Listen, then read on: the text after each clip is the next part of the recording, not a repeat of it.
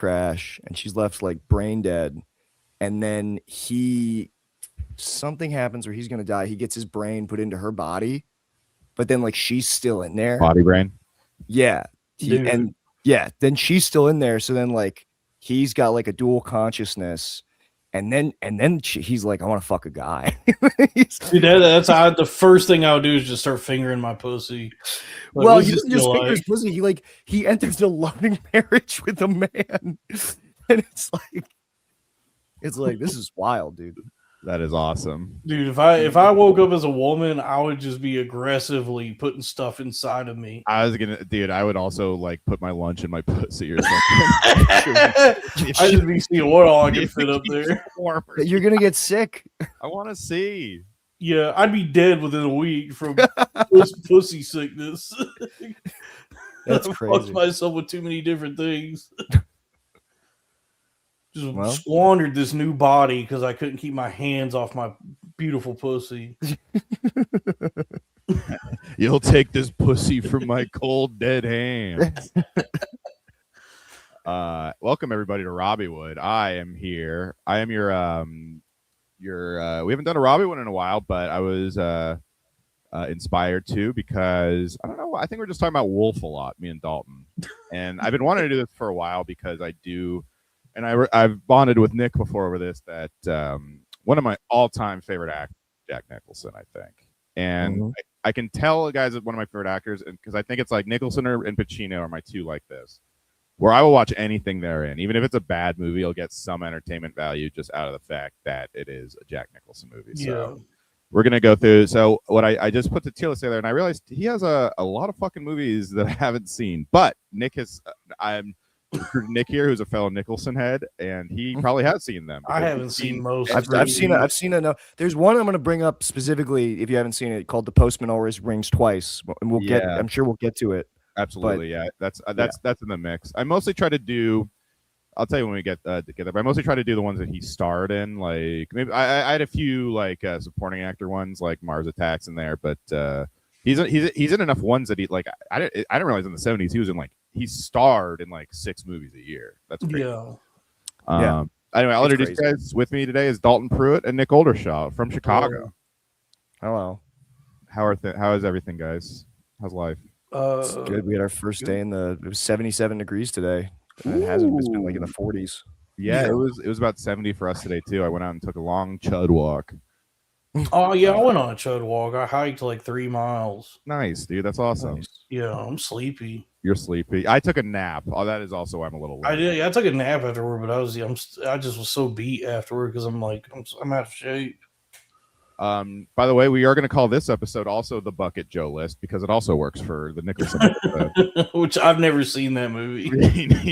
No, I've seen. It's one of those movies though that like in this era of TikToks and short form clips. I have seen a bunch of clips of it just scrolling through like TikTok and Instagram Reels and YouTube Shorts. So I might have seen it in like 60-second increments. Yeah. Well, yeah. Do you think that Nick Reiner crossed everything off his bucket list? I think he crossed off the one that was most important to him. the two that were the most important to him. Yeah. I mean, say what you will, but he definitely got what he wanted to accomplish done. Yeah, we we should all be so lucky that we get to do what we want to do on this earth. Okay, yeah. So so this was a little hasty here, but yeah, here we go, you guys. Get ready for the Bucket Joe list, the Jack Nicholson tier list. So. Jesus, where'd you find that big? Is that really Nick? Yeah, that's me. Those are the first headshots I ever got. I think I was about 18 years old. Yeah, I was gonna say, yeah, you look like a child. Well, I got those headshots. This comedy producer in Maryland named Dave Schofer, who was later like run out of the scene for sending pictures of his very, very small penis to female comics. He was like, no, was it really small?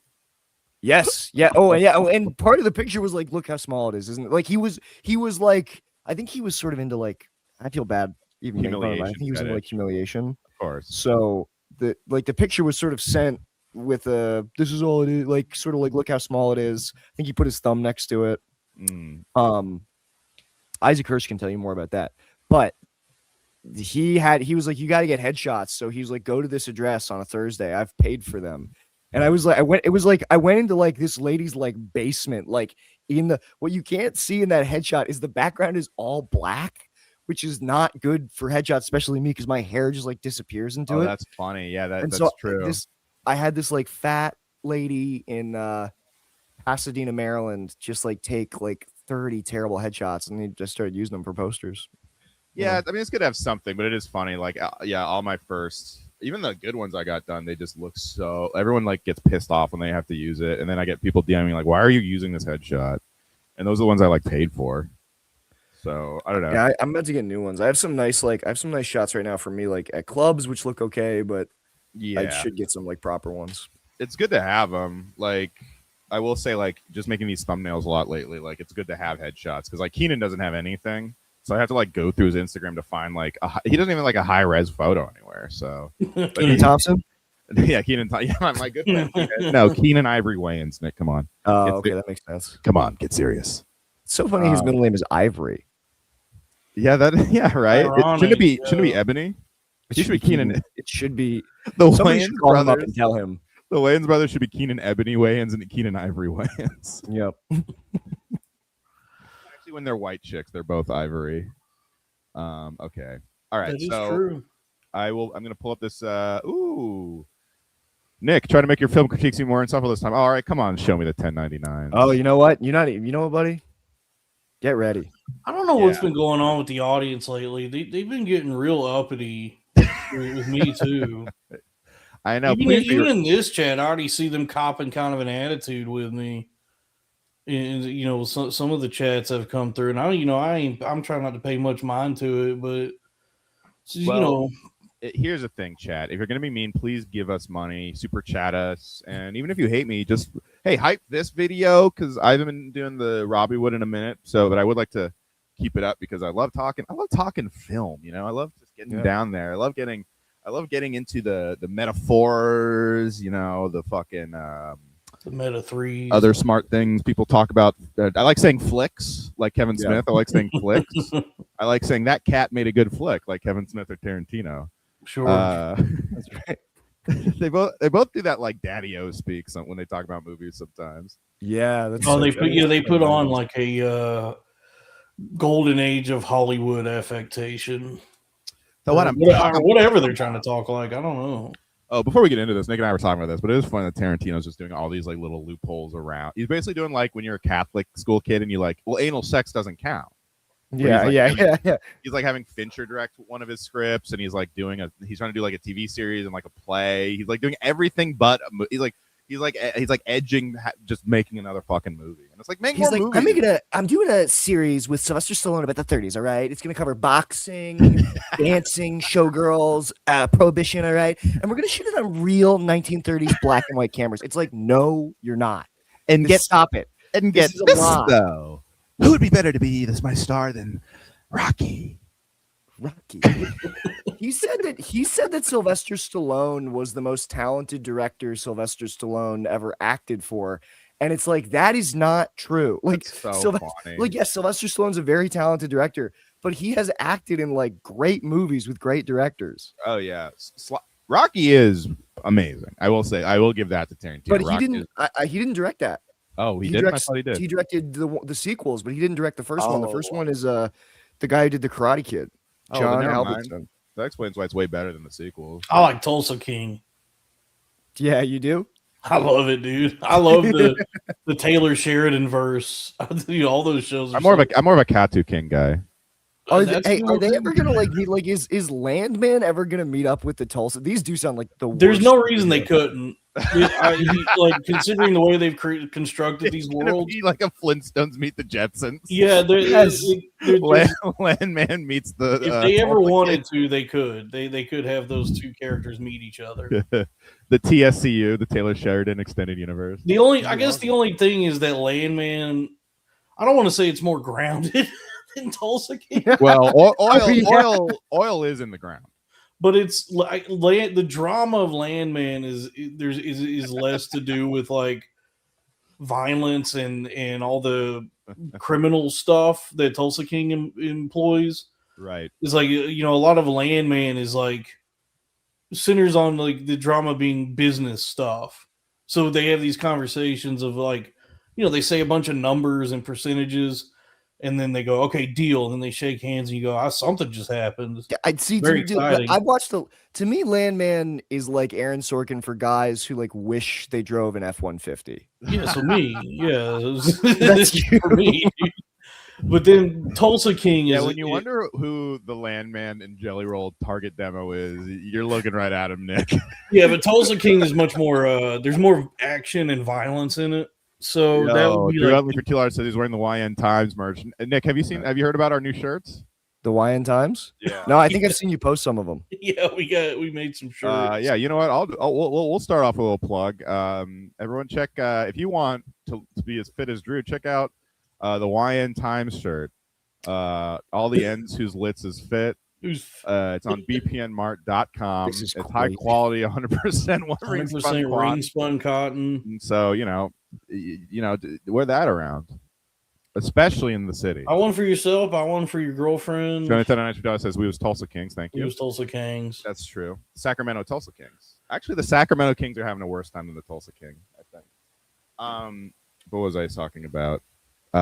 Shit. Oh, I want to do a little before we get into Nicholson. I did want to ask you guys a question. Which upcoming 2026 films with Ivy Wolk in them are you looking forward to? Oh, I don't know.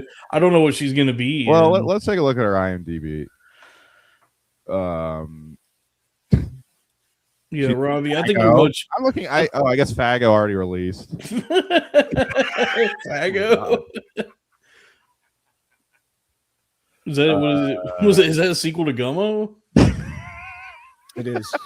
It's gay Gummo. One of these actually did look good to me. I forgot which one it was. Oh, she's in a movie with Sandler's daughter or a TV show. No, that's nice.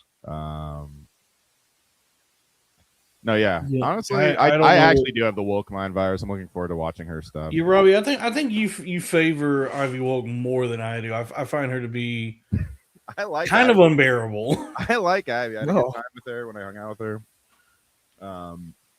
And she's in Fago, Dalton. You should love that. That is true, but everything I see of her, it's like, yep, this is a 20-year-old girl. I think she's 21 now. 21, yeah. Maybe She's 22. just as fucking annoying as any other 21-year-old girl.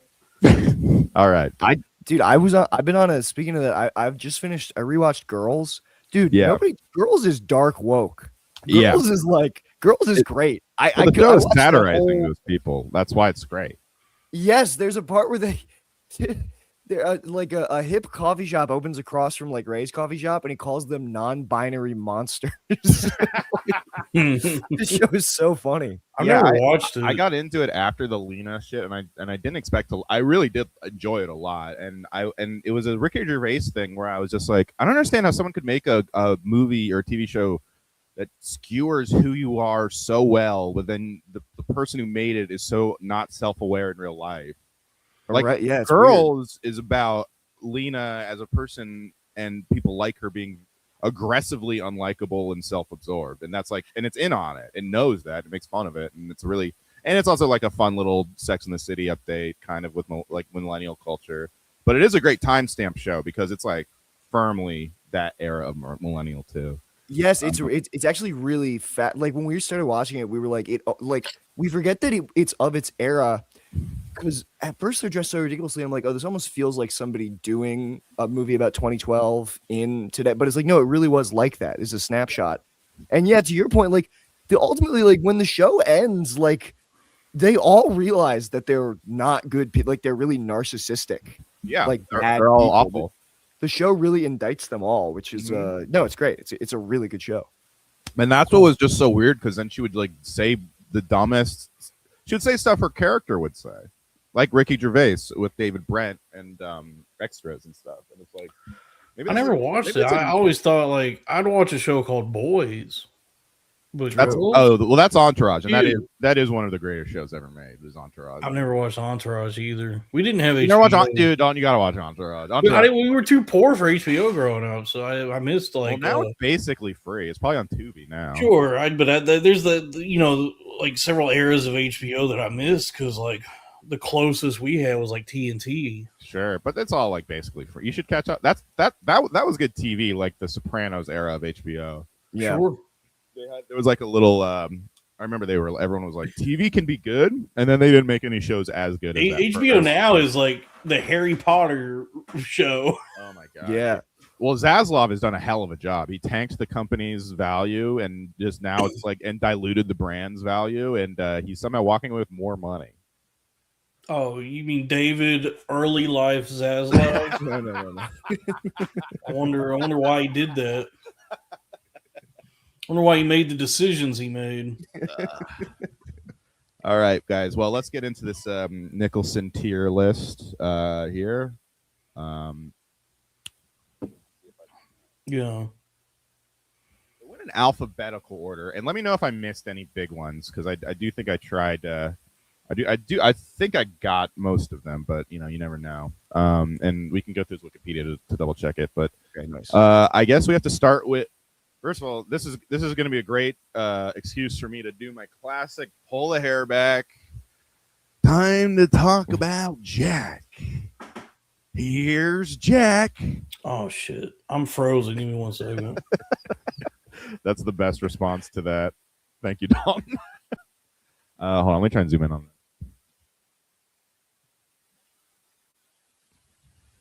that. I'm back. Here we go. I'm like, dude, I don't understand why this chat and the last time I streamed that chat, dude, the chats are starting to be like more mean to me. I mean, it's tax season. Everyone's stressed out, right? Dude. I'm not even like angry anymore. I'm just like getting sad. Aw. It's so sad, like when people denigrate me. Oh, I'm looking at the private chat. Are the comments where I see the chat? So hard. I work like so hard at this, and then people try to just like tear me down.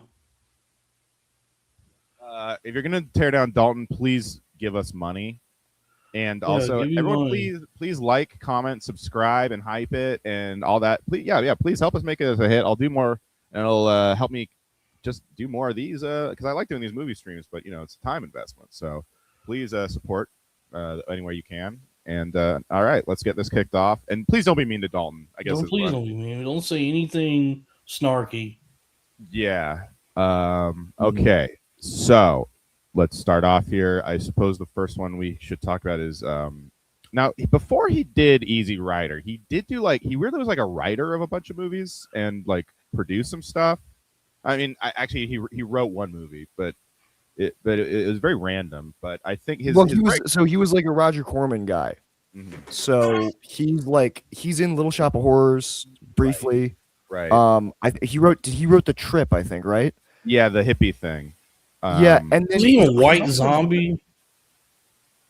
Is he in White Zombie? I think so.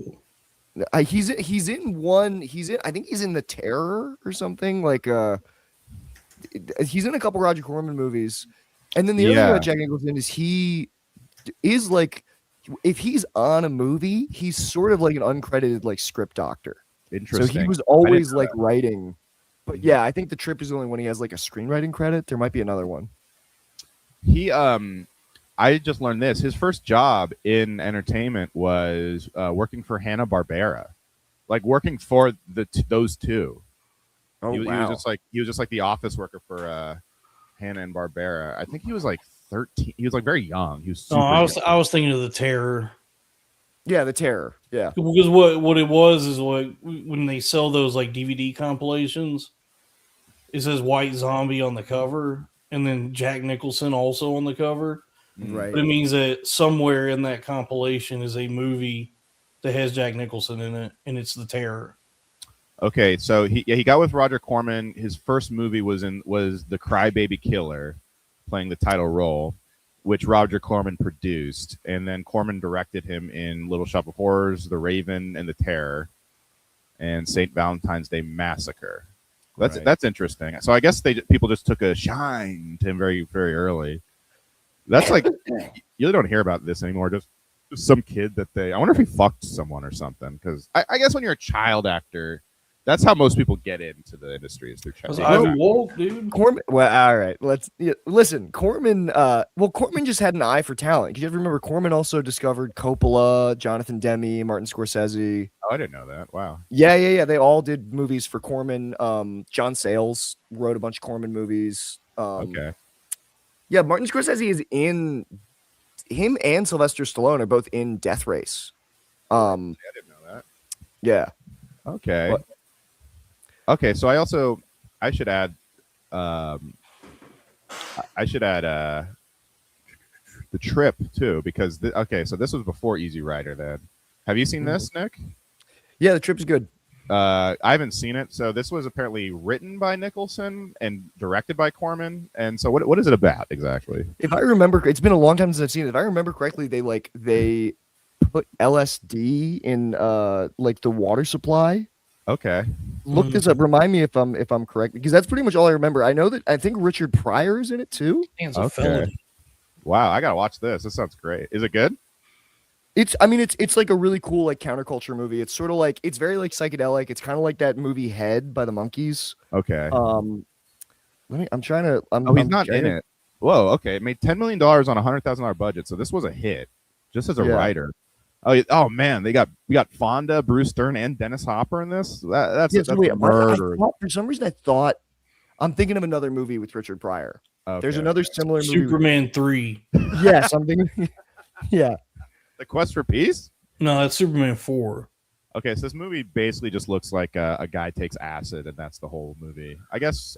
Dude, I have completely mixed this up with another movie where they put LSD in the water with Richard Pryor. But yes, The Trip is still. I've blended these two together because I watched them both on late night TV. Nice. But yeah, The Trip is cool. He's not in it. Yeah, but he wrote it. That's crazy that he wrote it. Yeah, he went Him and Bruce Dern would collaborate on a lot of movies. Maybe that's why he's so interesting is that he's a good writer. I feel like a lot of the best actor directors or a lot of the best interesting actors are also writers too. Yeah, he didn't, but that's cool though.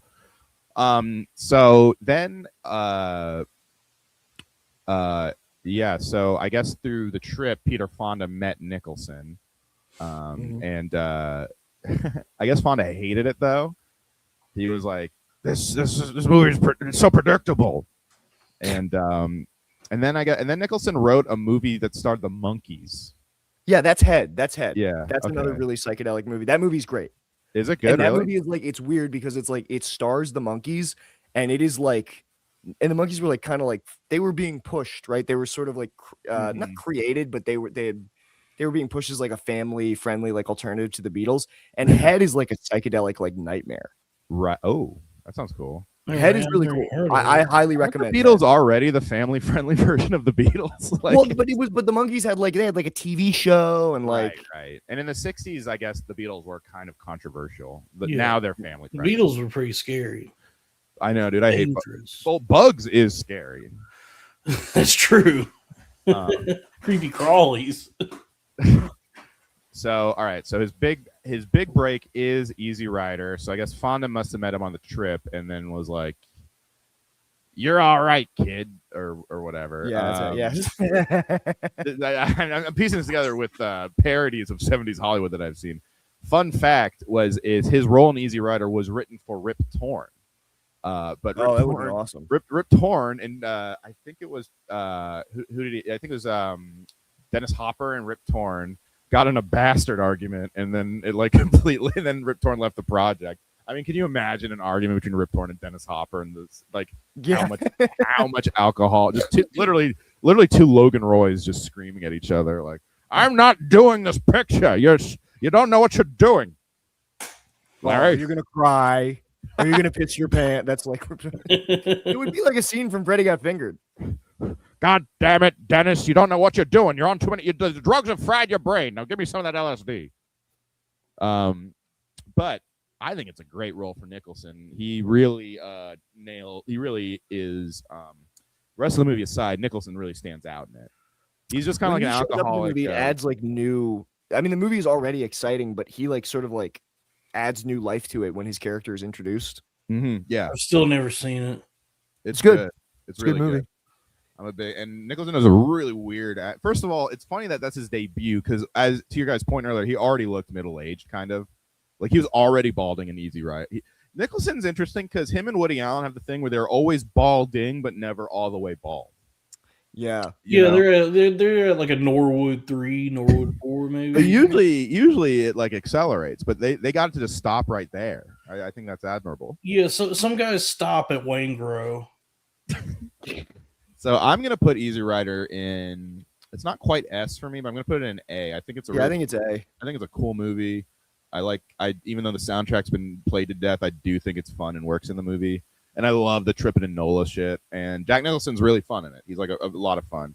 It's definitely boomer slop on some level, but it's good. It's good shit. And it was like what's great about it was it became boomer slop though. Like it was like when it came out, it was like the new thing, and it was like one of the movies that like sort of broke the studio system. Right. Yeah, it's like new Hollywood. And it was in the middle of it, as opposed to a lot of those kinds of movies where you're just kind of like looking back on it fondly. Yeah. Like it feels like it was created much like Girls. It was like kind of that's a snapshot. It's a snapshot movie, it came out in what year did it come 67 or 69? I want to say. No, I think 69. Let me see here. Yeah, 69. You're right. Nice, dude. So it was either 69 or 67. So I'm looking because I was looking up to see how old he is. In 69, I mean, he was already like 32 in that. Yeah, which is he's already in his 30s. He looked like he was in his 40s too. So he's like, as far as the time we've known him on screen, he's kind of always been old. But it's funny because now a lot of people break out around our age, I feel like. But back then that was old to break out. Oh yeah, dude. 30 years old in the 60s is much different than 30 years old now. Yeah. Now, nowadays you're still just a little baby.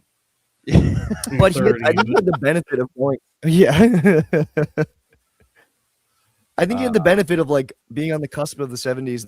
Like in the 70s, if you look at like leading men in the 70s, it's like, like Roy Scheider, Elliot Gould. There was like this brief period where you could be kind of just like a fucking guy. Yeah. And I think he hit it just the right time. De Niro and Pacino too, kind of just like very interesting faces. They put more interesting faces in movies, not necessarily like the hottest guys. Whereas it was surrounded by like movies in the 50s were just like so sterile. It was like Bobby Darin and like that. Exactly. They were sterile. And then in the 80s, it kind of pushed back to like generic leading men a little bit. And the 90s was more like the 70s. And now we don't have stars anymore. We have Glenn Powell. We do have Glenn Powell. And we have Chalamet. We got Glenn Powell, dude. Chalamet, would Chalamet have been a leading man, though, in any era but now? He's very much like a recent... Maybe a little too waifish. He actually does feel like sort of distinct to this era. I mean, I don't know. Here's the thing. I'm inclined to compare him to Leonardo DiCaprio, but Leo didn't look like him when he was... No. You know what I mean? Leo is more of a little boy. Leo was more of a like Leo was like he wasn't as like the wayfish as Dalton said, and Leo was like he was very teen heartthrobby looking. Leo was and Chalamet is a hot kid. Don't get me wrong, but nice. He's not he is kind of an interesting face, even though he is like attractive. Like he is like he definitely doesn't look like a lot of stars that we've had before. He's a hottie, dude. Sexy. Yeah, dude. I mean, he drives ladies wild, and he's a fun little. He's a nice little wigger in the public eye. I like that. So here's a fun fact: Kubrick saw Easy Rider and loved it and loved Nicholson in it so much that he cast him as Napoleon, but that fell through. But wouldn't that have been sick? That would have been sick. Kubrick directing Nicholson as. Looky here, you're not gonna put me in any island. I'm French. Don't Kubrick, you dare. There are so many Bonjour. Omelette du fromage. The movies that Wolf. You know what's funny? Jack Nicholson tried to get Stanley Kubrick to direct Wolf. What? No way.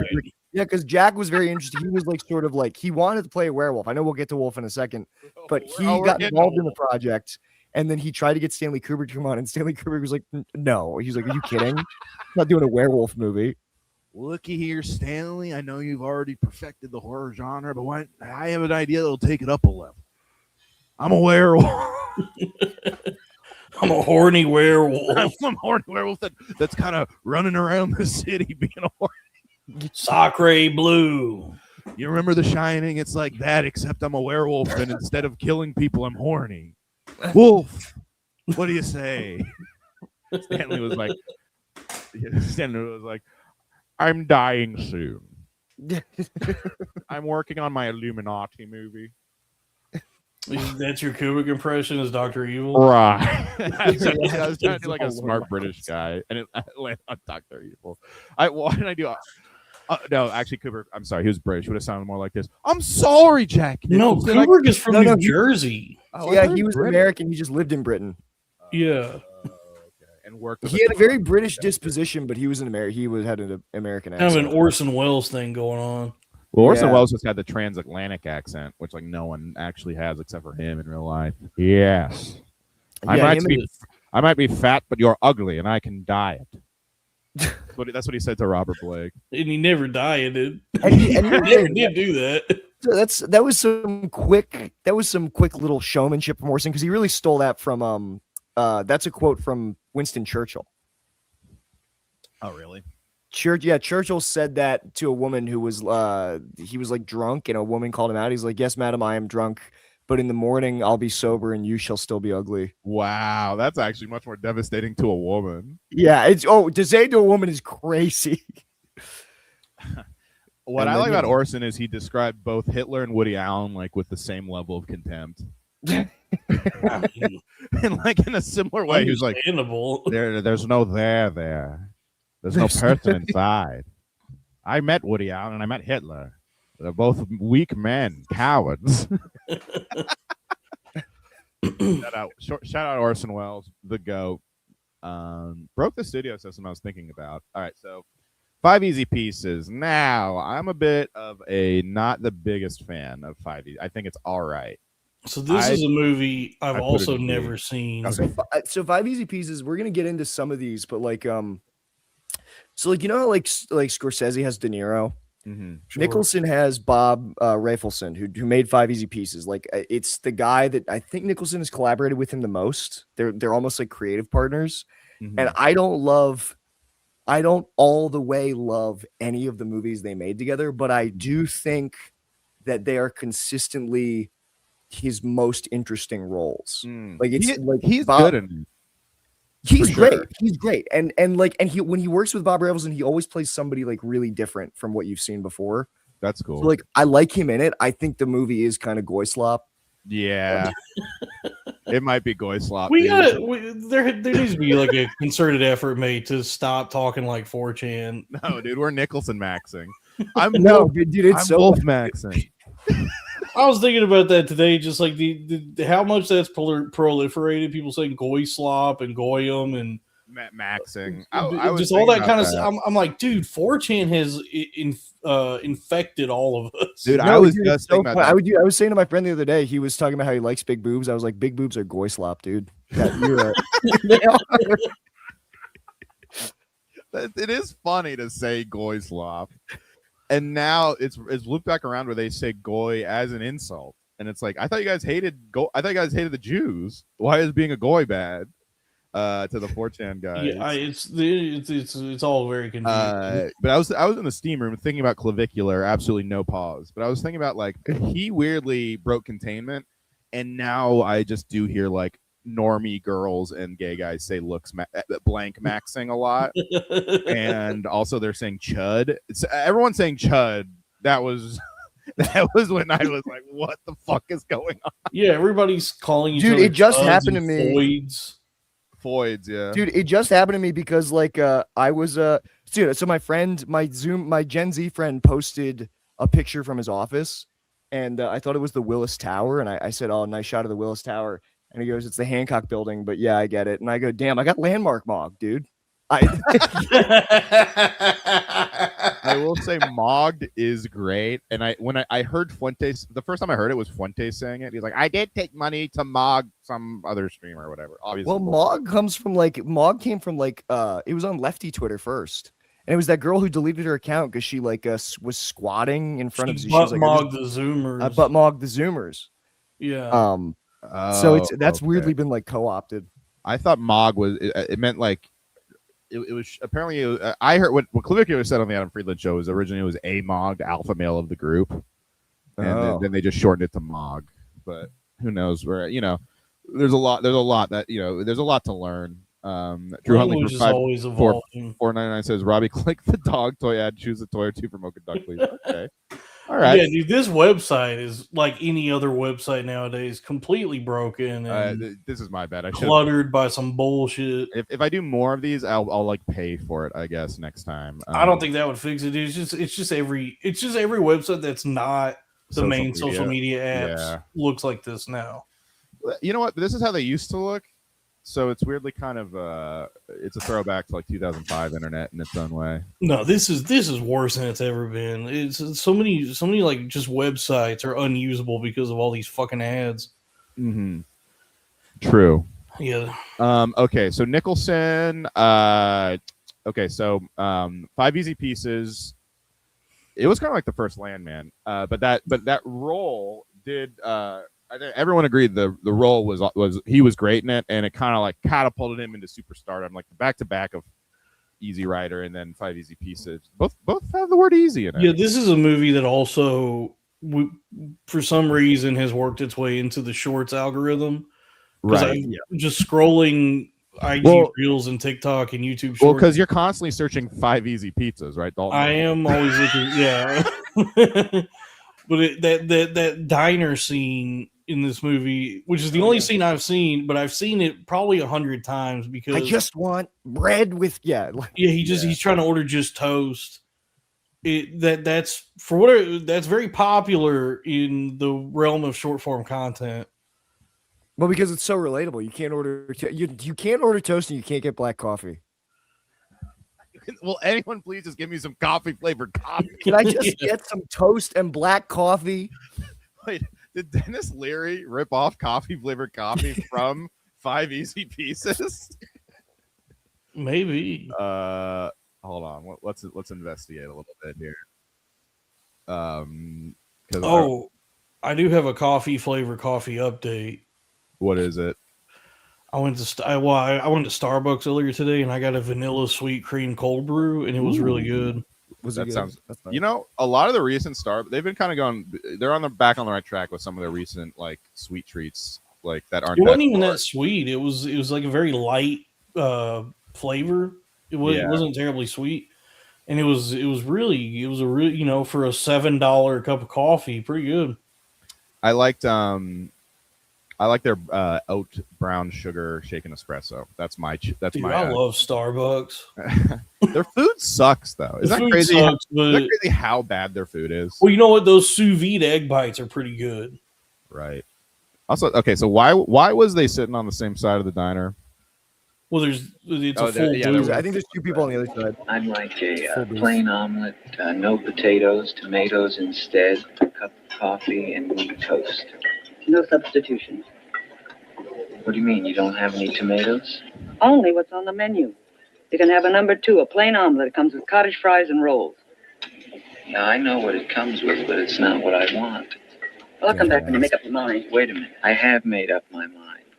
I'd like a plain omelet, no potatoes on the plate, a cup of coffee, and a side order of wheat toast. I'm sorry, we don't have any side orders of toast. I'll give you English muffin. Man, what are they getting into tonight? It's so funny that this is that girl with the black hair is great. She's in a couple Jack Nicholson movies. I'm forgetting her name. They just look like a couple of Bushwick ass chicks right now. She's beautiful. But it is so funny that like this is what like boomers saw. This was like to them, they're like, this is standing up to the man. This is screaming at a waitress. This is their falling down. Toast and eggs. This is their falling down. If I got that waitress, I'd be fucking pissed, dude. I do hate when they're militant about the substitution. I mean, come on, toast and coffee. Yeah, when she's being such a bitch. And also, Also, look like, how but also, I guess also this is no diner in the world would do. Like, this is something they do at like fancy restaurants. There's no diner on the side of the highway that's going to be like, no.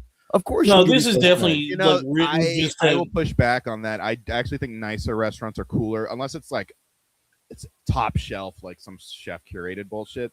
It's more so like the Mexican restaurants and like these kinds of restaurants that will be weirdly like. No, if you shitty go about to any diner, like the kind of place they're sitting in, like this is written just for this movie to create this conflict. Yeah, Like, diners. Yeah. any diner, if you ask them, can I have a plain omelet and some toast? They'd be like, sure.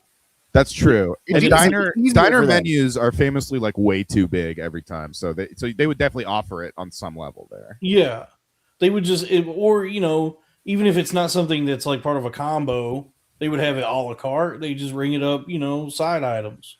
Right, that's true. Yeah, this is kind of stupid, but whatever. It's just like the McDonald's. This movie sucks. But you know what? It's just like the McDonald's falling down thing. It's like it speaks to a larger. It's honestly, it's the flavored coffee bit that It never does. happened. We had to make this up, but it speaks to a larger thing that's definitely real. Honestly, that's kind I of, used to follow this YouTube channel of a guy who would like harass workers at this Los Angeles Burger King, and his gripe was that the color of the buffalo sauce had changed, that it used to be lighter, and now it was dark. He was insisting that they were like tricking him into eating barbecue sauce. And that's essentially like what's happening here. It's like an autistic guy completely freaking out. it's fucking Chris Chan getting mad at them for like coloring outside the lines of the Sonic shoe or whatever. Coffee. And number 2, chicken salad sand. Hold the butter, the lettuce, the mayonnaise, and a cup of coffee. Anything else? Yeah, now all you have to do is hold the chicken, bring me the toast, give me a check for the chicken salad sandwich, and you haven't broken any rules. You want me to hold the chicken, huh? I want you to hold it between your knees. You see that sign, sir? Yes, you all have to leave. I'm not taking any more of your smartness and sarcasm. I hate when people say that to me. Yeah. Honestly, You he should see take out a this gun and sign? shoot that bitch. What's that? He should take out a gun and shoot this bitch. I know, dude. It's like the world's worst waitress. I'm gonna turn you into 5 easy pieces. Now you're dead. Let's get out of here, honeys. Any more of your smartness and sarcasm. You see this sign? Yeah. Yeah. Yeah. Get that bitch. I'll take things that never happened for 400, Alex. Yeah, that's definitely just like a movie. That did not, like every diner would have That's fucking, Hollywood for you. every diner would have toast, and like the waiter would make. I mean, unless the waiter. I mean, I have in New York, there are waiters like that that'll just be a bitch to you for no reason, but that would not. I don't even think that would happen here. No. That's okay. There's nothing. It's not busy. They could do it. It was the 70s, you know. That was Although, me. you know what? I don't know. Maybe because you know what? Burger King. You know why Burger King's slogan is "Have it your way"? Mm-hmm. Because they were famously one of the first fast food restaurants to let you make modifications. Oh, interesting. Mhm. Okay. So I mean, maybe I don't know. You know what? Maybe You I'm might- totally wrong. Maybe You this might is be like right. Because I actually remember when I was a kid, I remember people like substitutions were more of a like. It was like a thing that older generations would say to mock like younger people, like, "Oh, you need to make a substitution." Like I vaguely remember this. Yeah. well, Token then Tony maybe it's all for real. $2. I'm super chat mogging. And Drew Huntley says Mocha Dog Maxing. I mean, but come on, a diner would have fucking toast and like diners have toast. There's no way a diner wouldn't have toast. Yeah, I know. It would be so easy for like the chef would be like, "Great, I have to do less. Perfect." A lot of How about- diners give you How about toast. how about 5 easy pieces of toast? It's one of the Ooh. easiest pieces of thing to make. Yeah, I know. But That's a actually lot of what the movie diners is about. toast comes with the meal No, already. that's, Like, you- that's what the film is about. I forgot it was about. No, I'm toast. kidding. No, it's not about. I'm kidding. Too. Thank you for reminding me that. It's about the toast. It's about the whole movie's about the diner. these pieces should be so easy, but you're making them 5 hard pieces of toast. If that was me, You can't dude, even get toast flavored toast anymore. if I went to a diner, I and don't know if you're in the Ku Klux Klan or the Wu-Tang Clan. Just give me some coffee. dude, Because I've had experiences like that where like a waitress is like a huge bitch to me, and when that happens to me, it actually does make me furious. When that happens to me, I get really upset, but I capitulate immediately, and I tell myself, "Well, I'm not going to give her a tip," and then I still tip 20%. That's exactly what I do. I just completely fold. If they're being because my mom was so rude to wait staff, and I just like I'm almost the opposite, where I'm like very reverential to them in that way. But to that point, if they're just being a fucking asshole to me, like I hate when they like you order something and they're like so happy to tell you that they're out of it or they can't do it for you. Oh, well, that's good. Like, That's because have you ever worked those kinds of jobs? No, I never have, and I never will. Anytime you work in like service industry or retail, you grow like a seething resentment for everyone. And I know that, but I'm like, and nothing delights you more than getting to tell someone bad news. No, I understand that. Disappoint your customer. I know exactly where that comes from. I know exactly what they're doing, but to me, I'm like, please don't be mean to me. That's all. That's all I'm. It has nothing to do with you. It's the 100 people before you that I had to deal with. You just happen to be the one that tried to get something I don't have, and this is really going to make my day. You know what? Ruining your day. You want to hurt me? Well, I love it. It is funny. Go ahead and hurt me. I'm an easy target. I could be a cold-hearted cynic like you. I like me. My friends like me, and all I want is this low main, ma'am. And don't. I was so excited to get it, and now you're so happy that I don't get to get it. Dude, all right, I'm on season 2 of Ted now. Oh, how you liking it? It's great. It's fun. The season 1 finale though is like a whole, something we've seen many times before, where young Mark Wahlberg is trying to lose his virginity. Yeah, he's like the last high, and I don't know. It brought up so many bad memories of that for me that I did have trouble watching, and I was like, "This is like so uncomfortable." Yeah, that happened to me with Freaks and Geeks when I was in high school. I was just like, man, even the geeks are having a better time than me. Yeah. That's the other thing is like this kid who's like supposed to be the biggest loser in school is still just like doing so much better than I was at that age. I think I like it on the Ted show, and it's kind of a genius move, is that like Ted isn't the funniest guy in the family. It's the mom and the dad. The mom and the dad are the funniest. The mom is so funny. And the dad is a great comic actor. You told me this. He voices Steve too in American Dad. Yeah, he's the voice of Scott Grimes. He's the voice of Steve on American Dad. And he's also he looks like if you put Andrew Santino in a hydraulic press. Yes, but he's actually funny. He's a pitch perfect looking 70s Boston guy. He's really good in the Orville. Yeah.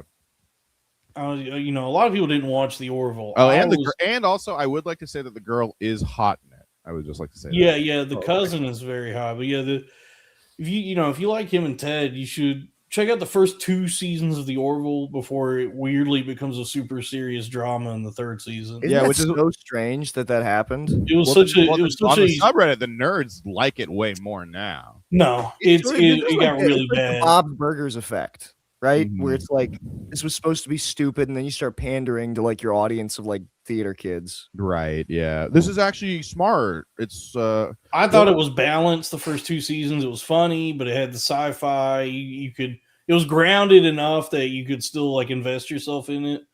Then in the 3rd season, it just takes such a drastic tonal shift. Right. I really think it's because the fan. It got like better. Suddenly, it got way better critical reviews, and like the fans were more into it. So I think that's why. Because people don't want to like critics just don't like. I mean, it's easier to go to bat for a dramatic thing than a like. That's why it was weird and like. Who wants to see serious Norm Macdonald? Yeah, I'm a blob. Well, he died, and it was so upsetting. It was just like so jarring that this character, who in the last 2 seasons was like very silly and goofy and exaggerated, is now having to deal with ennui and existential angst. His last big role was the blob on the Orville. He's very funny in it. And they do some sci-fi shit where they work it out that in like at least one of the episodes he gets to be actual Norm Macdonald. Oh, that's great! I gotta watch that. That's great. Yeah. I think Seth is very talented. Maybe he's also just like Maybe he has to work less hard if it's not funny, right? It's just easier to just write Star Trek fan fiction. I don't know. Patucci became a YouTube member. Thank you. How do you give out memberships? I should do that more. Oh yeah. I don't know. Okay, so Nicholson, after 5 easy pieces, was he turned down Deliverance, and he was in Carnal Knowledge by Mike Nichols, starring Art Garfunkel and Anne Margaret. He was nominated for the Golden Globe. Have you seen that? Either of you guys seen this one? I haven't seen it. I know that I think that was because he worked with Nichols I think 4 times. Wolf is one of the last times, but I haven't seen Carnal Knowledge. Interesting. No, I never even heard of it. We'll put this in the reserve then. I should put the trip back too. Yeah, I hadn't. There's a lot of really good sounding movies that I hadn't heard of doing research for this. And Garfunkel stayed at Nicholson's home at the time, which Nicholson would call the Arthur Garfunkel Suite, which is funny to. Nicholson's home. We also get the site of so many dark goings on. The Dark Mansion. Who knows what's in Jack's House of Horrors? Well, one of the things was a 13-year-old girl waiting for Roman Polanski In his hot tub. Whoa. Right? Yes, Oh my crazy. God, dude. But you know what? All right, Roman, I'll let you house it, but no funny business. Well, but if I'm not mistaken, Angelica Houston was there when it happened. That's crazy. Hey guys, It's I crazy. mean, I hate to sour you on, I hate to be a downer, but Jack Nicholson was born in 1937. He's like the most famous guy of all time for the last like 60 years. He has definitely fucked a teenager. Oh yeah. He's definitely 70s, fucked like a oh, 13, 14-year-old girl. I have a theory that in between the sexual revolution and first wave feminism, people were like, well, maybe all the rules against sex are bad, and we're just like fucking teenagers. Like that's when like all those rock stars were doing that. It seems like it was much more open back then. Like it was happening a lot. Not only was, I mean, I guess it's always been. It's like because a problem. everything was because everything related to sex was looked just as down on as like fucking a teenager. So once were like, so they probably were just like, maybe it's not that bad to fuck teenagers then. And then I think people would it's actually really cool. And awesome. they're like, and then they were like, all right, let's pump the brakes on this. Bowie will let you slide. Fucking all of Motley Crue, all of Led Zeppelin, we're gonna let you guys slide. The Sunset Strip might as well have been Amsterdam from The Wire when it comes to fucking teenagers. And now it's not okay anymore. And all the 70s actors are I'll bet Nicholson was in that. I mean, come on. He was horny as Another thing where she was 13. She was 13 going on 30. Yeah, literally the fucking like you forget how many movies in the 60s and 70s the protagonist is like a convicted rapist. Yeah. I mean, I agree with that. I'm actually shocked that there wasn't any Me Too about Jack because it does seem like he does seem like a bastard and like definitely like a guy who just fucks. I mean, Barn Dog would say this. It's like, I don't trust anyone that has sex that much. There's no way you haven't raped or something. Well, he was already pretty much retired by the time all the Me Too stuff was like really kicking. R.I.P. Gizmo Dog, his DT demise was a funny story full of twists and turns, mostly from a dog's neck. Oh my god! I'm sorry about your dog's DT demise. My dog met his DT demise a year ago. I guess I'm saying that because I associate Brando and Nicholson kind of closely, and Brando got in hot water for the Last Tango in Paris scene. So yeah. Well, also all these guys were also like they were like smoking pot and doing acid. Right, I'm sure they were like, it's all age is fake. It's all relative. We're stars, right? Like, what's the law but just writing on a piece of paper? Age ain't nothing but a number. The heart wants what it wants. This plant told me that. It's fun. That's so. I guess that goes to show you that take it all with a grain of salt, or just that's these people might be full of shit. Like that whole era of like Summer of Love, hippy dippy, like that kind of stuff, like Enlightenment type guys. I think we're just trying to fuck teenagers. Like so much of the philosophy that comes out of that time was just a bunch of guys who were doing drugs. If Russell, what I have heard was it was like just a lot of rich years kids. too late. Sorry, was that? I said Russell Brand was born like 30 years too late. What if children could consent like adults? Dude, his pivot to right wing Christian grifting was like, you know, of anybody who does that was like the most just blatantly transparent. Ooh, It I'm really going- betrays like anything they're trying to do. I'm going as a to my movement. Sally Well, my Jelly Welly. Speaking of DTD Mize, so up next, I haven't seen any of those movies, but God bless them, they sound good. I do want to watch the ones I haven't seen, but we got the last DTD Tale. So have the y'all last seen this? detail's good. I've never Yeah. seen that. I have. I saw it a long time ago. I don't remember it. I just remember it's like fun. There's a lot of like fun, like in the army ass kinds of scenes. Yes. Yeah. There was a sequel to it, made not with any of the same Really? actors, with Bryan Cranston. I think it's called Last Flag Flying. It was made like a few years ago, and it's a sequel to the characters' stories in The Last Detail. Okay. It's good. Ebert called it, and this seems to be a common theme with like especially these early '70s Jack movies. He was like, he didn't love the movie, but he was like, but Jack Nicholson is amazing in this movie. So it's definitely a thing of like he is, maybe elevated some of the source material. But these three movies are such a vibe in their own way, kind of just like kind of very dudes Rocky in their own way, and Bullwinkle. All right, up next, of course, where the fuck is it? Then his breakout movie, Chinatown. I'm gonna put that in S. That's tier. S. Yeah. Is that the quintessential? I mean, he has a lot of quintessential roles. I don't think it's his quintessential role, but it's got to be his first one. It's like his first.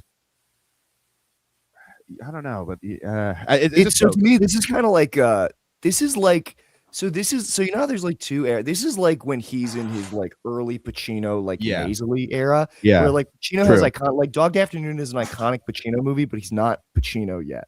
Right. And I'd say this is like that, where it's like this is an iconic Jack Nicholson movie, but he's not yet like Right. the larger than life Jack Nicholson. I think that happens in like The Shining, honestly. Ooh, yeah. I think you might be right, actually. Yeah, because that's when he goes big. That's the first time he goes really big. Chinatown, all four of these movies, are pretty Easy Rider. He has some big moments, but he's like playing a drunk guy.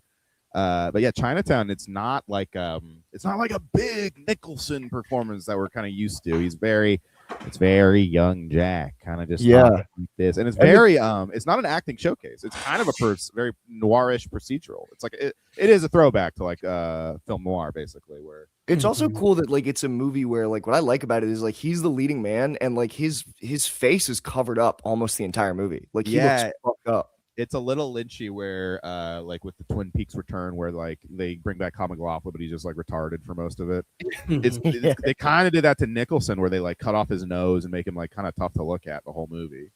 Yeah, he's not cool. He's like kind of what's cool about it is like he's sort of like he's doing his best, but he's obviously like up against forces that are way more powerful than him. It's a hallmark of noir films. Have you seen it, Dalton? Have I seen? No, I've actually never seen Chinatown, but I've seen enough noir to know that like usually one of the elements of noir is the protagonist is not a cool guy, and he's usually like bumbling and getting his ass kicked. Nicholson is perfect for it because there's like an underlying career.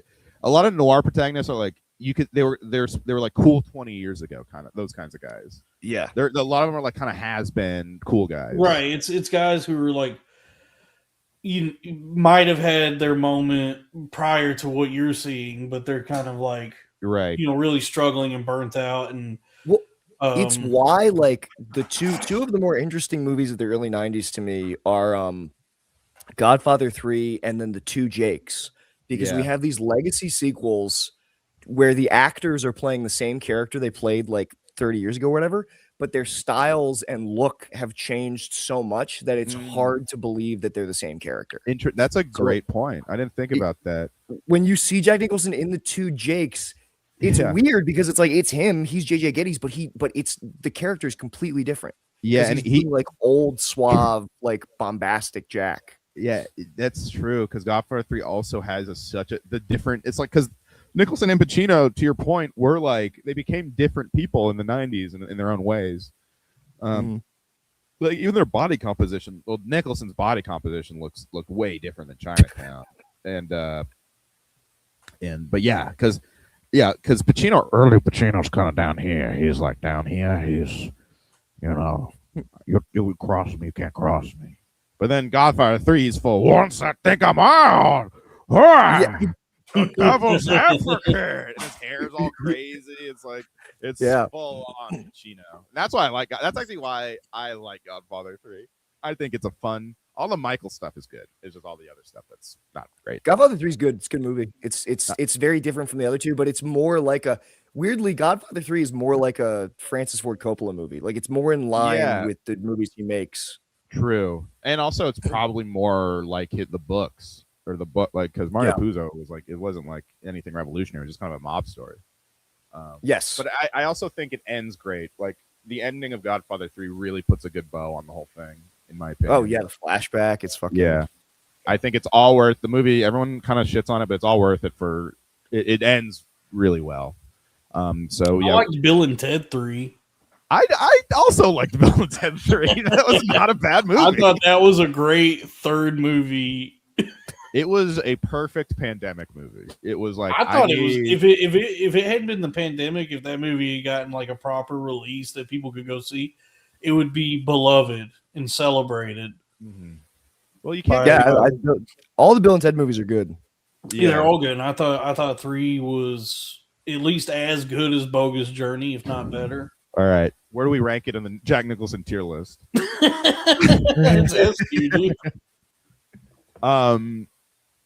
Okay, so wait, did we skip Cuckoo's Nest? Which came out first? Was it?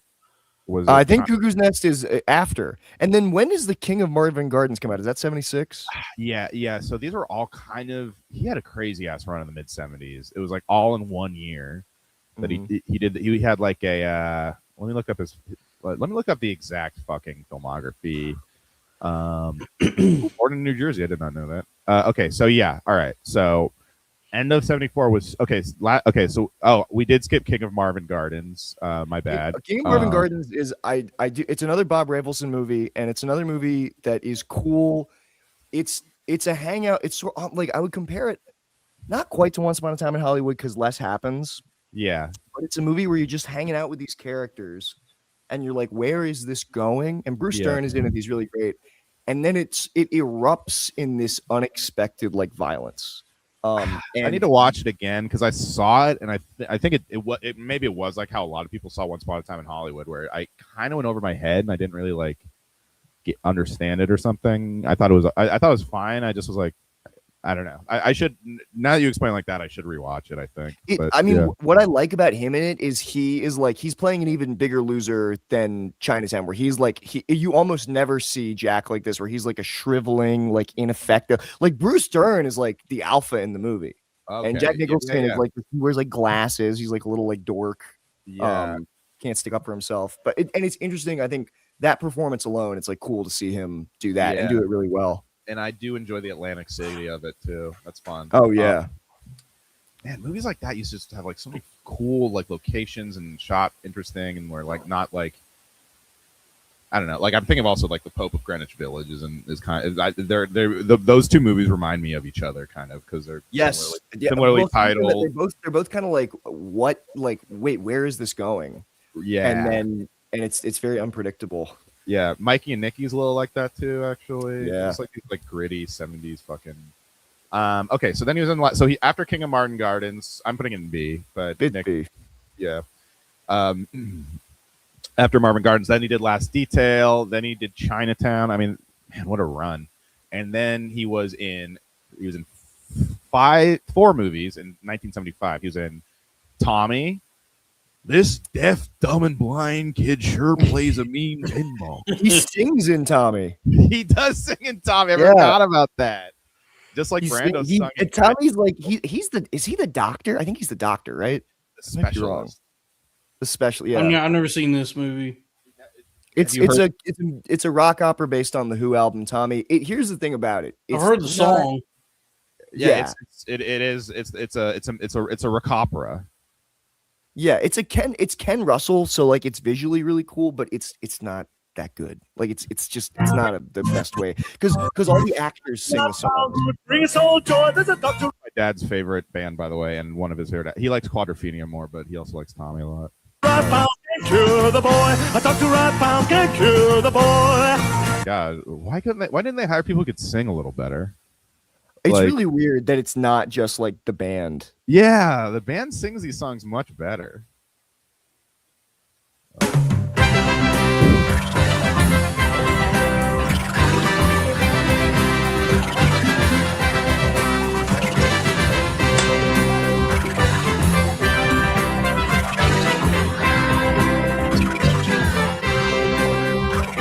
He seems to be completely unreceptive. Oh my god. The tests I gave him showed no sense at all. His eyes react to light, the dial's detected. He hears but cannot answer to your call.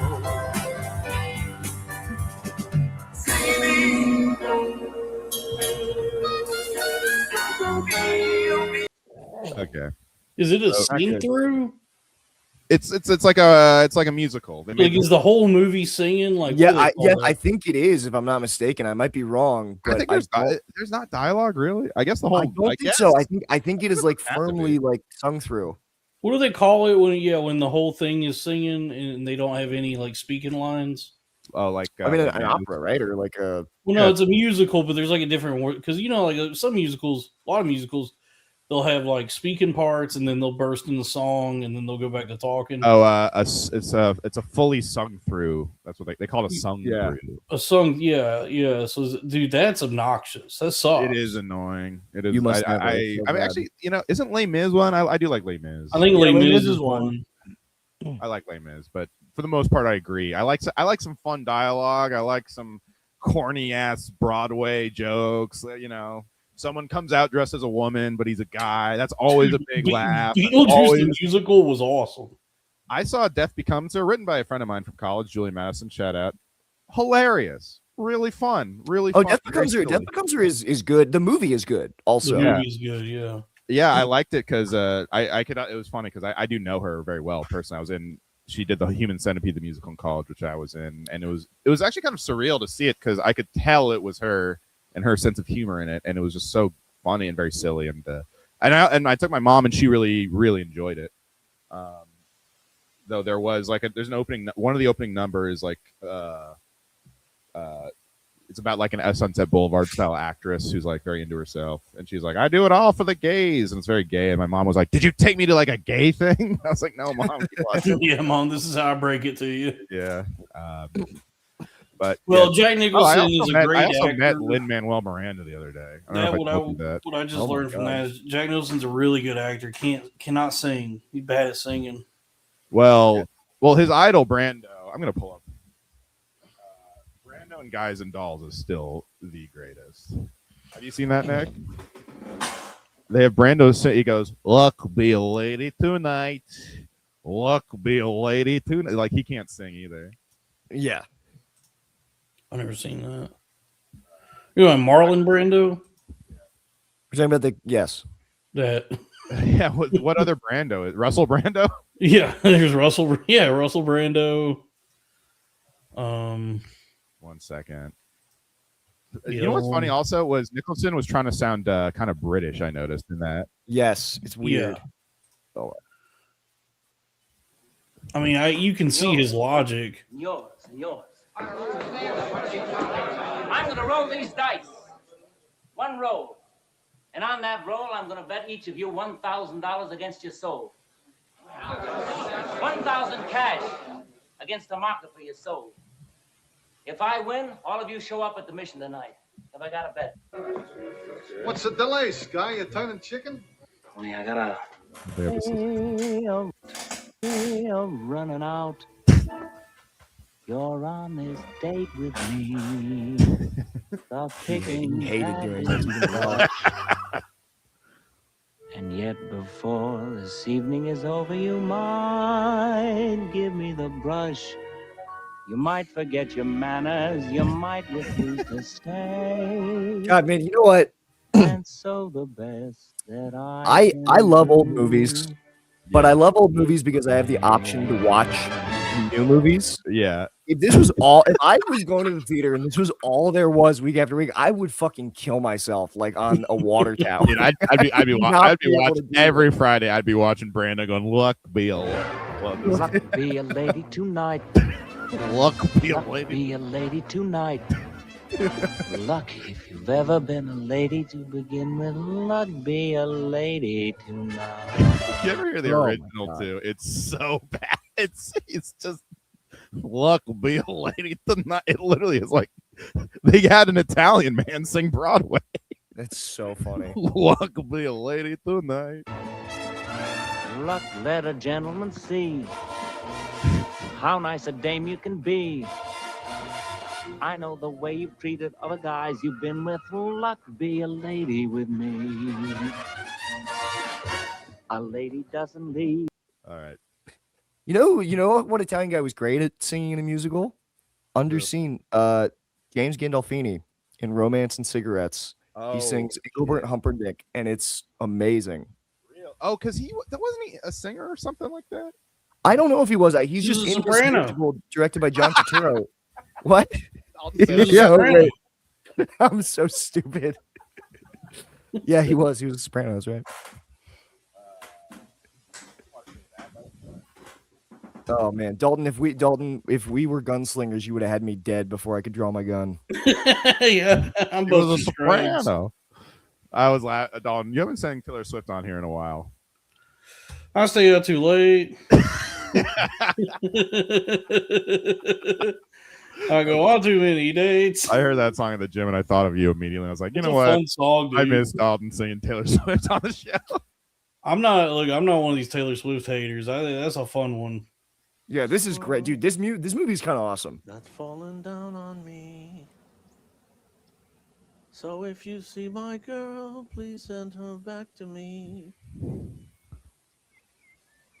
Tell her about my heart Wow. that's slowly dying. This actually sounds like Brando if it was good. Say I can't stop myself from crying. Every day I wake up and I start to break up. Lonely as a man without love. Okay, I love this. This is This is fucking great. great. Every day I start out, then I cry my heart out. Lonely as a man. He hits a really amazing note at one point. By the way, this is Sopranos canon. Yes. Then I start to break up, knowing that it's cloudy above. Every day I start out, then I cry my heart out. Lonely as a man without love. Every day I wake up, then I start to Great. break up, knowing that it's cloudy above. Every day I start out, then I cry my heart out. Lonely as a man without love. Every day I wake up, then I start to break up. Lonely as a man without love. I might go on too long, but it cuts back to Gandolfini at one point, and he's like, Cry my heart out. Lonely as a man without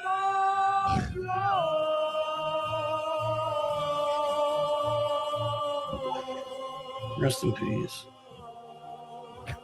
Damn. One of our best. The fuck did I just do? Am I some kind of fag? I don't like how much that mustache is kind of making him look like Stavros there. I don't like that. But the breakfast?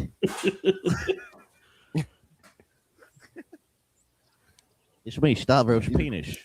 Stavros is rockabilly alter ego. Man, he looks so cool smoking a cigarette. He was a cool fat guy. and this movie is all about how he's so fat he's dying. Oh. This was the whale of that era. Yeah, well, it's like a musical version of the whale, except it's a lot funnier. Like it's kind of like he's a fat piece of shit. He won't stop eating like steak and eggs. It's also about like all his family. Christopher Walken's in it. He's really great. Who directed that again? Because I remember John when I was in high Turturro. school- Yeah, when I was in high Really? school, I really wanted to see that just because the cast was fucking insane. But I heard about it. I was like, that sounds kind of weird. But that made me want to watch it. He's a good guy. Damn, dude. Have you seen him in the town or in the drop? He's so fat in the drop. Yeah, and The killing Drop them is great, but- softly. He's so fat in that. And the incredible Burt Wonderstone. Yeah. Well, he doesn't. Dude, The in- Incredible Burt Wonderstone is funny. I like Burt Wonderstone as well. I think it's very funny. The shit that Jim Carrey does in that movie is like so. It's the funniest he's been in a movie in a while. He was really good in it, and his character. It was like right before you couldn't do stuff in movies, and because his character was like it was like a Chris Angel parody, but he was like the mind rapist. Yeah. No, he's good. He's great as Dr. Robotnik. Mm-hmm.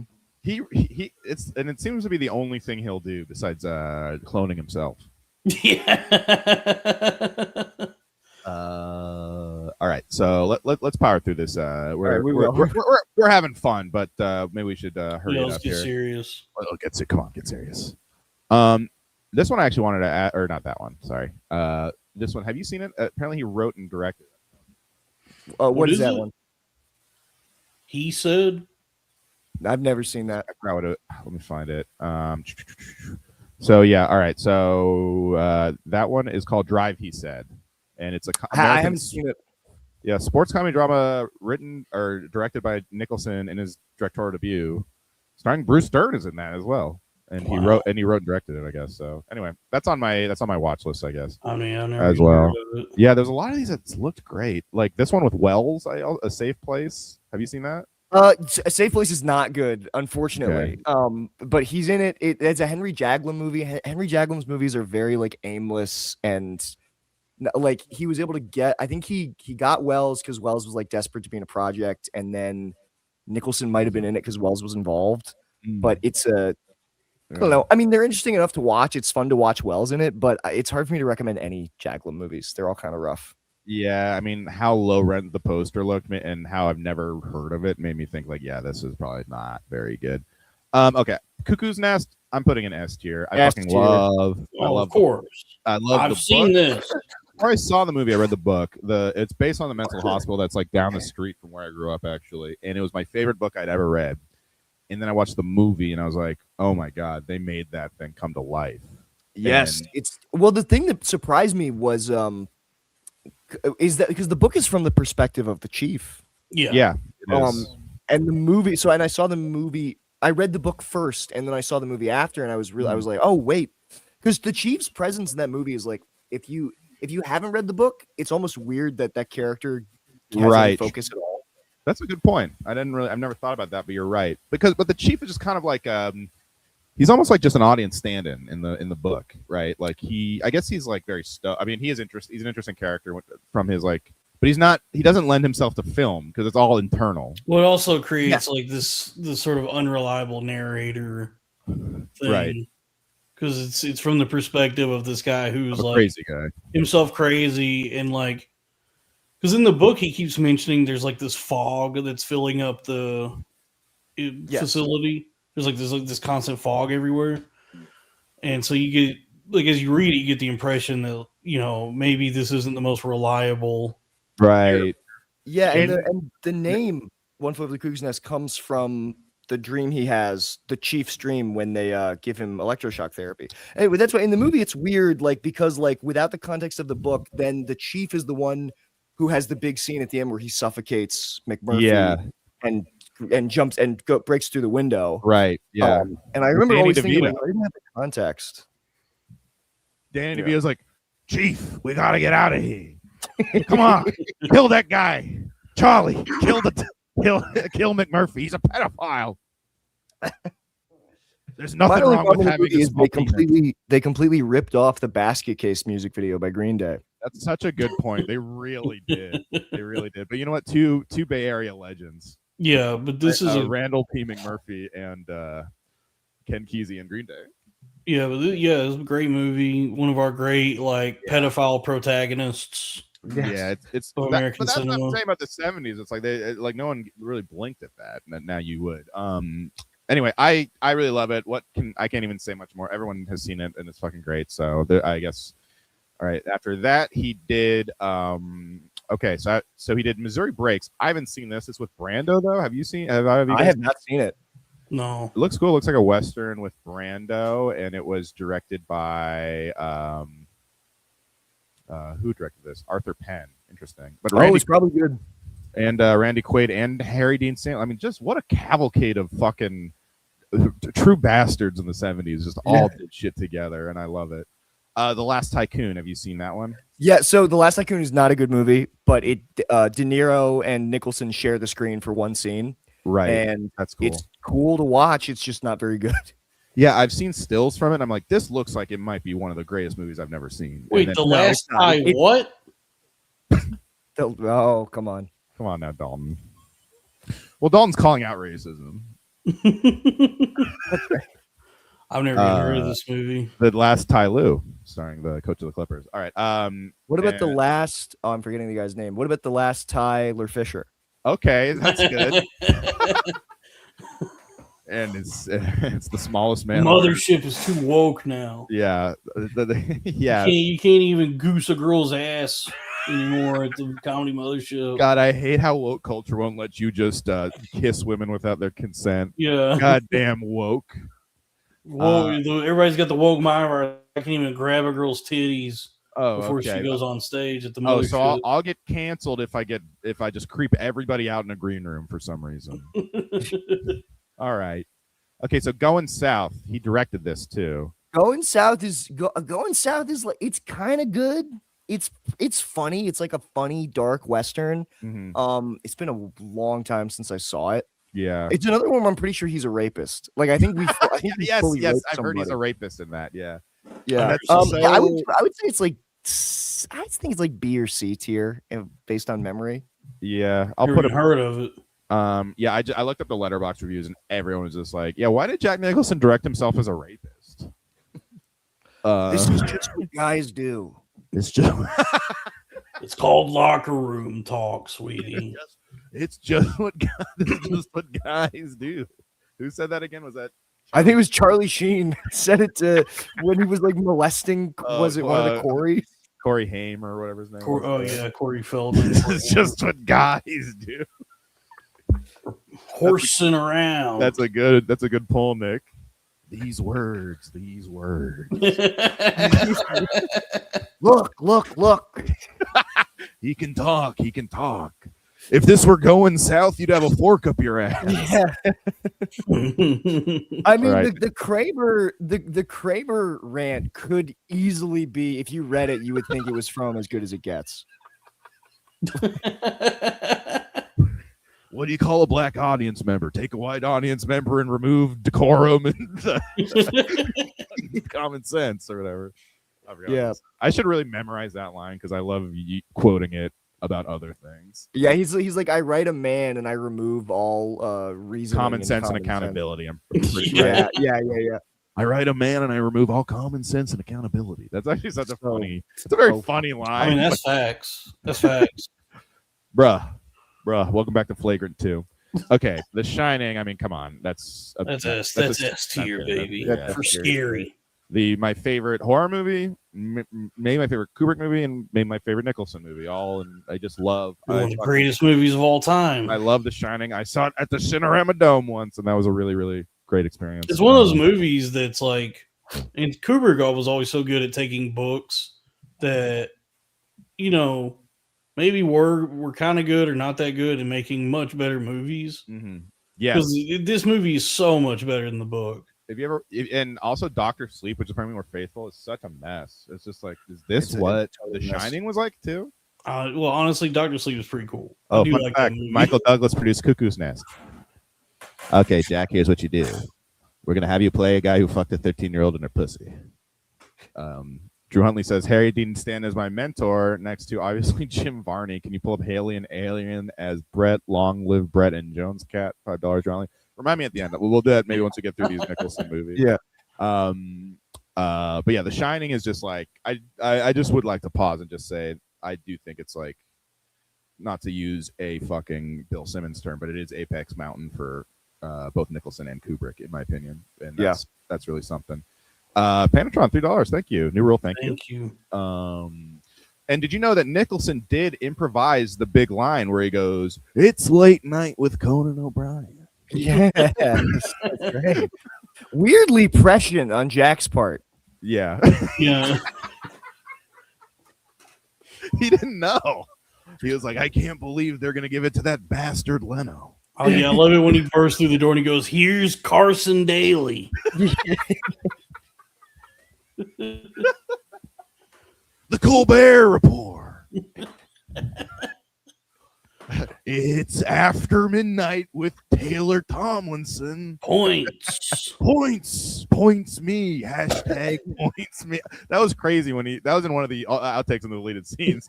He has the axe to the door and goes, hashtag points me. Yes. Well, you remember when he kills Scatman Crothers, he gets in his face and he says it's web soup.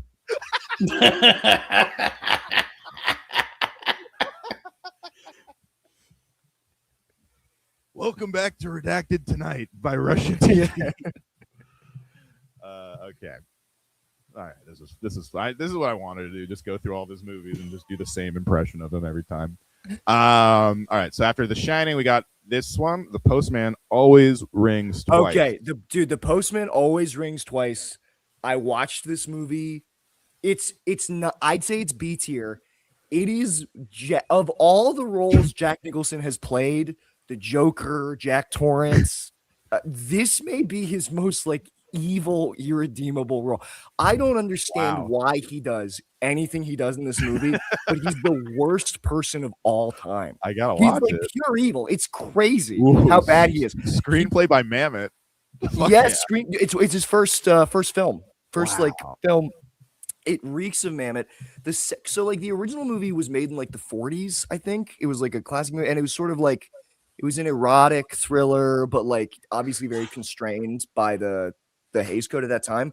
This movie, like every sex scene, and what's uncomfortable about it is like Jack Nicholson later in interviews like, I had a bit of a crush on Jessica Lange. He fucks her like a wild gorilla. Like there's a scene where he's jamming his fingers like into her pussy through her panties, and you see all of it. It's like totally pornographic. It's fucking crazy. He's basically like he's like a sociopathic like liar and a drifter who's trying to make it to LA. He comes upon this nice like Greek man's gas station / house that's connected to it, and he lies about being a mechanic, starts working there as a mechanic. Oh my god, fucking the guy's wife. They like conspire to figure out a way to like kill him. And then like he's horrible. He's like smacking her all the time. They're gonna get train tickets to leave, and they go down to like Los Angeles to Union Station, and Jack Nicholson sees like a dice game outside. He just gambles all the money away. Oh my god! It is so he's so irredeemable. Dude, the stills from this movie really are unbelievable. I gotta watch this, dude. It like the sex in it is fucking crazy. Is this the movie where he puts a Pepsi bottle in your pussy? No, that doesn't happen. That's Last Tango in Paris. Oh, that's definitely right. And this also, by the way, I do see where Jack's coming from, because for the record, from these stills, I would also like to have sex with her. Dude, Jessica Lange, even now. Yeah, she's beautiful. She's beautiful. But yeah, and I think this was the last time him and Bob Rafelson collaborated. There might have been one more. I might be wrong, but dude, even the poster, this is a very lewd poster. Whoa. Well, the poster where he's holding her. Wait, the caption is like a 1940 poster, but then they're drawn in such like uncomfortable detail. You know, like it's a crazy movie. Oh yeah. Here it is. Yeah, it looks like neither of them look like they're having a good time here. No, they look like they're gonna choke each other. You will feel the heat. Yeah. Well, this one's crazy. You can get away with anything once. It is one of those movies where, so here's the crazy thing about the movie. It is like it's dour. There are no likable characters. It has a completely upsetting. The ending is so upsetting. Man, it was a box office. Like it made money. It made like double its budget at the box office. People went to see it. They like so awesome to make like an erotic romance that women would hate. That is so based. Yeah, and an erotic romance written by David Mamet. I know. I mean, it's so Mamet. Just like take the most women friendly genre and just chud out. I love that. I love that for Mamet. I want to watch that now. But I have heard it's like, what I've heard is it's like I've heard it was like a slog, right? Like it's not very fun to watch. I broke it up because I had to stop watching, so I came back to finish it. But I will say the first hour is like pretty compelling because you're just like, what the fuck is this guy gonna do next? And then it slows down a little bit. Yeah. The third act is not so good, but it's pretty interesting. Like in the beginning. Yeah, and it made 4 times its budget back, which back in the Angelica Houston's in it, Christopher Lloyd's in it. Wow. Yeah. You gotta stop raping. Stop raping, Mr. Postman. Jack Nicholson, the rapist. Okay. Oh, and also the Postman always it's called that. But that element is like, or the Postman thing is not in this movie. It's just they just keep the title, but that element has been removed. Oh, that's so funny. It's bizarre. Where's the Postman? Everyone's like, There's no Postman in the movie. Postman has it wrong once. That reminds me of that Simpsons gag where they go see Naked Lunch, like, this is gonna be great. Okay. What? Okay, so after the thank you, Nick. That was they have a joke like that in Ted where Ted and young Mark Wahlberg asked the cousin to rent him a porno. Yeah. She comes back with a tape and they put it in and it's the 400 blows. Oh yeah, that was yeah, this is gonna be great. They said Chud on Ted in the second season of Ted too. Yes, Did you, they do say Chud. Did you do Reds? No, I didn't. I forgot. So Reds, where do you? I haven't seen it either. Reds. All right, he's not. He's a supporting character in it. Reds is S tier. Reds. Okay. Reds is Okay. Warren Beatty's. It's a 3-hour epic. It's the movie Warren Beatty made after Heaven Can Wait. I think it's the first one he directed by himself. And like Warren Beatty's only ever made like 4 movies, I think, and they're all like these vision. Like he did like Reds, Dick Tracy, Heaven Can Wait. They're all very like visionary.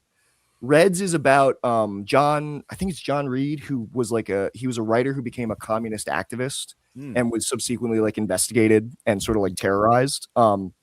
Jack Nicholson plays. I'm trying to remember, it's been a couple years since I saw it. I think Jack Nicholson plays one of the guys who's sort of like interrogating them, trying to figure out whether or not they're like trying to start like a communist revolution in the country. Okay. It's fantastic. I mean, it's one of those movies that's so good and yet has sort of like been forgotten, even though it like got all these accolades. Yeah, it's I've never honestly heard anything about it, so I'm in. Paul Sorvino, I love that guy. I you know what's fun? I just saw something today. Something came across my desk earlier today that said Warren Beatty famously like didn't really act in that much over the course of his career. Like in 50 plus years, he was only in like 23 movies, and they say it's because he was too busy fucking. They say like Warren Beatty. It is his birthday today, by the way. Happy birthday, Warren Beatty. Happy birthday, Warren Beatty. But they say that at one point in time he was having sex with 6 women a day, and that's why he didn't act in a bunch of stuff. Oh, I didn't realize. He's like the Wilt Chamberlain of acting. That's wild. Like he enjoyed fucking more than he enjoyed acting. I didn't realize. Also, I'm so few movies. I fucked up. I mixed up my mind. Sorry. In Reds, Jack Nicholson is playwright Eugene O'Neill. Okay. They're friends with. So he was like, but he wasn't a communist. I think he was like left wing, but not a full communist. Yeah. I have to rewatch. It's a movie that is like, there's so much to it. It's like trying to remember like Once Upon a Time in America, but it's very good. Eugene O'Neill is a good playwright. He's very revered on Broadway. He did The Long Day's Journey in 2 Nights. And it looks like on Reds, he played John Reed. So I gotta watch this. This sounds great. I had no idea. Into my ass. You're right. This is definitely one that kind of disappeared into memory hold, I guess. But apparently, it made the top 10 epic films on AFI in 2008. I never even heard of it. I gotta watch it. Me neither. Yeah. Thank you, Nick. What about the Long Day's I'm glad you're here, Journey Nick. You have seen almost every movie. Wait, Nick, say that again. The Long Day's Journey Smollett. Okay, I like that. Journey Smollett is Jussie Smollett's sister, who was in Birds of Prey. She's pretty cute. She's very cute. Is Warren Beatty's best film Bulworth? Yes. Thank you. Yeah, Bulworth is awesome. Bulworth is really, really good. Yeah, that's. Have you seen it? I've seen Bulworth. I actually have not, but it's been weirdly been memed a lot lately, like talking about how like Obama was going Bulworth or whatever. Dude, Bulworth is like. Bulworth is fucking crazy. Like it's really, really great. It's crazy that he made it like at his age. That's the thing that strikes me about that movie is that he's even at that age. Warren Beatty was even like aware of like black culture at all, or what was going on at that time. Right. Yeah. But well, he was very involved with politics. He like worked with George McGovern, right? And like he was like in the, I think he was in McGovern's like. They said he was like in the I forget, but he's like it's kind of a prescient movie because it's like. But he knew about. I guess he knew a lot about politics. He had experience with the McGovern campaign on some level. Yeah, because it's about this politician who just accidentally or inadvertently figures out how to pander to black people. Well, what he becomes like America's top wigger. Yeah. They called it Washington's Most Wanted. Yeah, and it kind of like predicts what would happen in American politics going forward, where you see these, like the way Trump does it. So I love 50 Cent, one of our great Americans. Where it's like Trump is bringing out like Nicki Minaj on stage. Yeah, and Lil Wayne. Yeah. Trump and rappers are such a weird alliance. He's got more than another thing. Kanye was ahead of his time about, because he was the first one to like support him, and then like it was like Lil Wayne, like a lot of rappers. I think honestly try and like get their cases dropped, like Kodak Black. They're just trying to get a pardon. They did, and he pardoned them. Like Trump on his way out in 2020, like pardoned a ton of rappers, and it was so fun. I mean, it was funny. It was just like, but no one was thinking about it because of January 6th. But I was like, is no one going to talk about how he pardoned Kodak Black? Anyway, yeah. So Trump really is the modern day Bulworth, I guess, is what we're trying to say. Okay. Up next, The Border. Have you seen this? Have you heard about this? I've heard it's good, but I haven't seen it. It looks good. It looks. Sorry, Barnes and Noble guy. I am. Mm-hmm. I go to Books A Million. All right. Well, I'm putting that on my list. It looks like a dude's rock kind of movie. There's an American flag. It's about the border. Harvey Keitel's in it. I'm in. It's a neo-noir dramatic crime thriller. Now that's a great genre, right? Yeah. So it's like there's a lot of Jack Nicholson's oeuvre. Yeah, he made so many good. That's why I think I also like him. His project selection is just so many guy movies and guy style kind of movies. Yes. Terms of Endearment. Yeah. So Terms of Endearment is next. I haven't seen Terms of Endearment.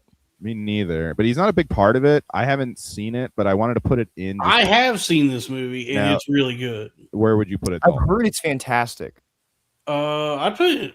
Shit, man, I'd probably put it in S tier. It's like a really, really good romantic comedy. Tragic or Best Picture? Wikipedia calls it a tragic comedy. Oh, it's James L. Brooks. Is he the guy who the mom? Is he the second like husband or whatever? This is a hell of a cast. I'm trying. It's been a long time since I've seen it, but it is like. I remember it being really good. Yeah, one Best Picture. I think I actually saw this on TCM, and I think he plays like the boyfriend who comes, but I might be wrong. He's an astronaut. I need to watch it again. It's been so long. I just remember it being really good. There's a few interesting facts about this. I think this was Nicholson's first Oscar he won, because he won Best Supporting Actor, and so this is crazy. It's a tragic comedy relationship movie. It was the second highest grossing film of 1983 after Return of the Jedi. Can you imagine? Whoa. Can you imagine in 2026 a grounded tragic comedy being the number 2 at the box office, and an original fucking thing too? Like, it's based on a book, but the cast is great. Deborah Winger, Shirley MacLaine, Nicholson, DeVito, Lithgow. Now that is what I'm talking about. Shout out James L. Brooks. Oh, and it's James Brooks. Yeah. James L. Brooks, who so Dalton, is it better or worse than Ella McKay? I don't know. I still have Ella McKay fever. Hey, so I might don't talk that way about Ella McKay. Oh, Nick, maybe you'll relate to this, but Dalton and I like to talk about how Mank fever really swept over the nation around. It did. Well, I had Mank fever until I got Ella McKay devitis. You got long, dude. I got diagnosed. So I heard that getting Ella McKay syndrome is a result of long Mank. Yes. Yeah. It's a comorbidity. Yeah, it's sort of like how chicken pox can become shingles. Exactly. Or pots. They say pots comes Well, from long COVID. mank fever gestates and then reappears later in life as Ellen McKay syndrome. So And yeah, you can pass Ellen McKay syndrome onto your child if you give vaginal birth. I don't even want to think about that. That's true. I don't even want to think about that. It's like Judaism. No way. If your mother has Ellen McKay, no, it's like balding. If your father has Ellen McKay syndrome, you're actually there's a higher likelihood of you having it. That you'll have Ellen McKay syndrome, which is I wouldn't wish that. And honestly, it's a great. I'm like people who are like thankful for Lyme's disease. You know, they get Lyme's and they're like Lyme's is a gift. That's how I feel about my Ellen McKay syndrome. It changed my life for the better. Yeah, I think having mank fever also, it was a bit of a gift in a lot of ways. I mean, like that movie just had such a big impact on everybody. Yeah, it's the best movie I've ever seen. It's so good. Yeah, actually, you know what? I'm gonna call an audible here. Put Mank in S tier. I'm uploading Mank and I'm gonna put an S tier, I think. Yeah, put Mank in S tier right now. Yeah, we're gonna up there. Yeah, let's put yeah, we're putting Mank in S tier right here. Mank is way up there. Yeah, we're putting Actually, Mank in you know S what, Robbie? If Mank is an S tier, you have to move all the other ones in S tier to A tier. You're right. Okay, sorry guys. We're gonna move everything down one. Everything has to go down one for Mank supremacy. Well, it's Mank season. Dude, I mean, it's the best time of the year. I hope I never get vaccinated, honestly. At first I was faking shame, but I can't do I'm too autistic. Yeah, well, fine. You can leave Mank in S tier. The Mank and it should be number one. It's number one. Yeah, it's the first thing you think of when you think of Jack Nicholson is the film Mank. We're having fun, everybody. Okay, so what is after that? I think it's the Witches of Eastwick, isn't it? Yeah, Witches of Eastwick. Witches of Eastwick is good. It's too long. It's a girl movie, right? Well, it's a George Miller movie. It is? Yes, it's a George. It was the movie he made after Mad Max 3, I think. What a weird filmography. Yeah, because he did his Mad Max trilogy, then he did Witches of Eastwick, Lorenzo's Oil, and Babe. So like he veered far away from that. But Jack is really good in Witches of Eastwick. Everybody's really good. The movie's it's 2 hours and 15 minutes long, and it gets a little old. It was a big hit at the box office. $22 million budget, $103 million total. It's cool. It's definitely like B tier. But okay, I'll put it in B tier. So is Nicholson actually, because he's top billed, is he the main character? He's the main. Yeah. He's the devil. Okay. So these three girls figure out that they're witches, and then I guess somehow that attracts the devil to their town. So Jack Nicholson plays the devil personified, and he does some creepy shit in the movie. And there's even a weird there's a part where he kind of morphs. There's a stop motion devil Jack Nicholson at the end. He seduces them all, and I'm not even sure I understand what the movie is saying. I'd have to watch it again. Right. But it's fun, It's a fun, isn't it? I mean, I know girls just like it around Halloween time. It's a good movie. It's another one that's been a long time since I've seen it. Yeah. But it is it's really fun. It's sort of like a proto The Craft. Okay. I think, and is it because it's Cher? Is it Cher, Susan Sarandon, and I want to say you see her boobs in it, but I might be wrong. All right. Cher's boobs? No, I think you see Susan Sarandon's boobs. Oh, even better. Yeah, even better. Even better. Yeah. Pfeiffer is in it. Damn, dude. You see Pfeiffer's. Yeah, you see all of them. All the pale hotties are in this one. Yeah. That's awesome. Cher. Yeah, I like to share. That's because you're a dirty socialist, Dalton. You love to share. Huh? It is true, yeah. I didn't put broadcast news in here because he has a pretty small role in that, right? Yeah, I also haven't seen it in a long time. Yeah. Well, now we're getting to the greatest film he's ever done, the one that was also nominated for an Oscar, Batman. Oh yeah, Batman. I think Batman is it might be S tier. Batman's S tier for sure. Yeah, Batman 89 is awesome, and Nicholson is great in it too. If it's specifically Nicholson coded, this is it. He just turned the Joker into Jack Nicholson, and it works, and it's brilliant. Yeah. I will also say, but I would say to his credit, he is sillier in this movie That when he like the fact that his last line is "You wouldn't hit a guy with glasses, would you?" Yeah. That's so funny. And the Joker is actually like never that funny again in movies. No, yeah, the Joker is really not that funny. No, they I guess it's like the next time. Him and Pennywise, I have the same beef with. Clowns is supposed to be funny.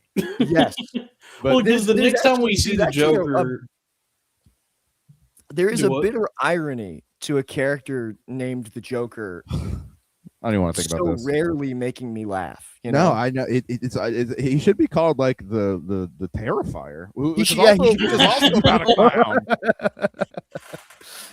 That's right. He should be called the Terrifier. Yeah, it's like, look, I see enough clowns on CNN terrorizing the world. You know what though? I think honestly, Jared Leto, I think tried to bring some levity back to the character. You know, not really. He was even more. He leaned way more into the hot topic-y aspect of the Joker. He was better. He was funnier in House of Gucci than he was as the Joker. Because the Heath Ledger Joker is really good for sure. He says a couple. He says a couple jokes in. The Heath Ledger Joker has one really funny line when he comes into the mob meeting and they're like, "You think you can just come in here and like make demands?" And he's like, "Yeah, yeah." He's fun. Actually, funny. In that scene, there's a few good zingers. There's a few good zingers in there, like when he kills the guy with the pencil and it goes ta-da. That's pretty funny. What does he say? What, did you cut your balls off? Yeah. Yeah. So Nolan really front loaded all the Heath Ledger Joker jokes just in that one scene to be like, he's a joke. He's a guy who jokes. Oh, and he goes, the other joke he does is, here's my card, and it's a card. Yeah, I guess it's like a lot of the humor. But then after that, he's like, everybody loses their minds. Some more like physical. He does like a lot of physical comedy in that movie. Yeah. Well, he is the man who laughs. Here's the thing about Heath Ledger's Joker. He's sort of doing Captain Jack Sparrow. Yeah. You know what? Fair enough.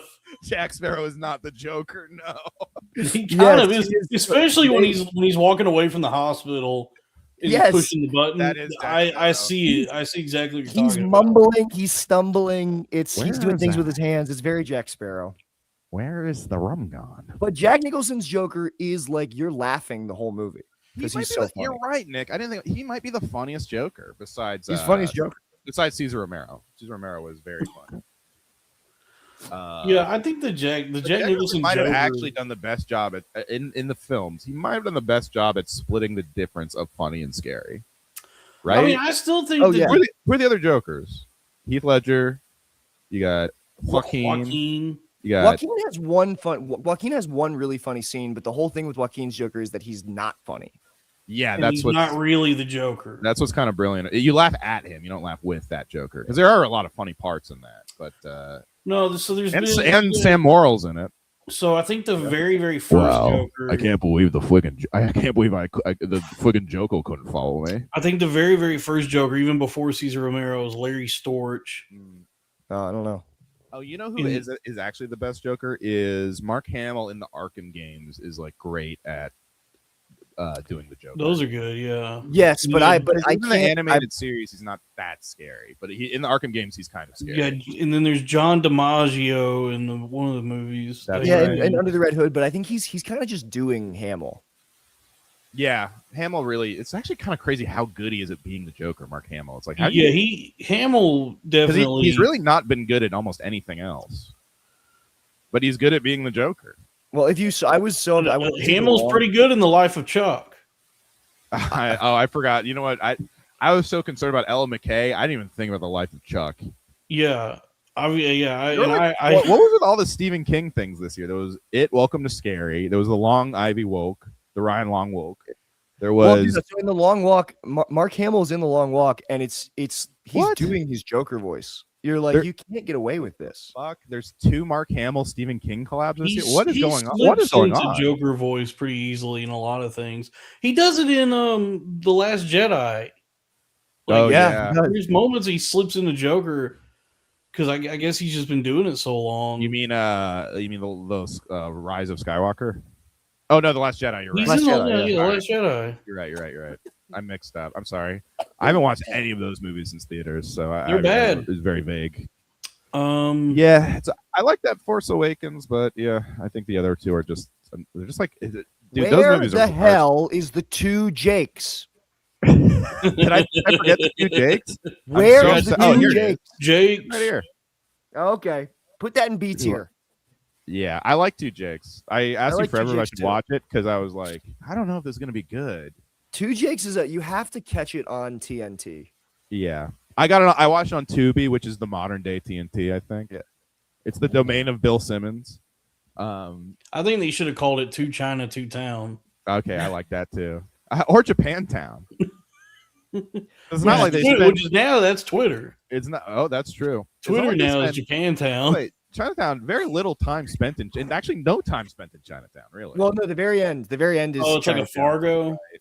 Yeah, it's like well, it's because it's a place where there's always trouble. Okay. Yeah. Forget it, Jake. It's Chinese people.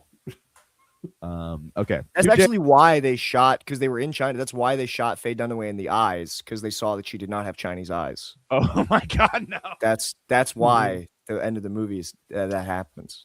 Yeah, I don't remember too much about Two Jakes, but I did find it enjoyable. It's a weird. Nicholson, the ones he's directed are always like they're not great, but they're not bad. You know, they're like so like the Two Jakes. Like I sort of admire. Like I when I watched his direction in it, like from a technical aspect, I'm like, oh, he's a good director. These are like good setups. He knows what he's doing. The movie is just kind of like it doesn't. It's a much slower movie. Like it's not as Yeah, in Chinatown, there's like a ticking clock, right? And in the Two Jakes, it's just kind of like Jack just cruising around 1950s LA, which I like, which is fun. It's like LA Noir. That's the best part of Once Upon a Time in Hollywood. It was kind of a ripoff of LA Noir, though. I think it was a huge ripoff of LA Noir. But yeah, it's but apparently in Two Jakes had like a very troubled production. And yeah, well, I think he wanted to make it a lot earlier. Yeah. So, yeah, according to Wikipedia, Robert Evans, I had the rights to the Chinatown sequel, and I negotiated for Nicholson to come back. So apparently they were going to make this movie.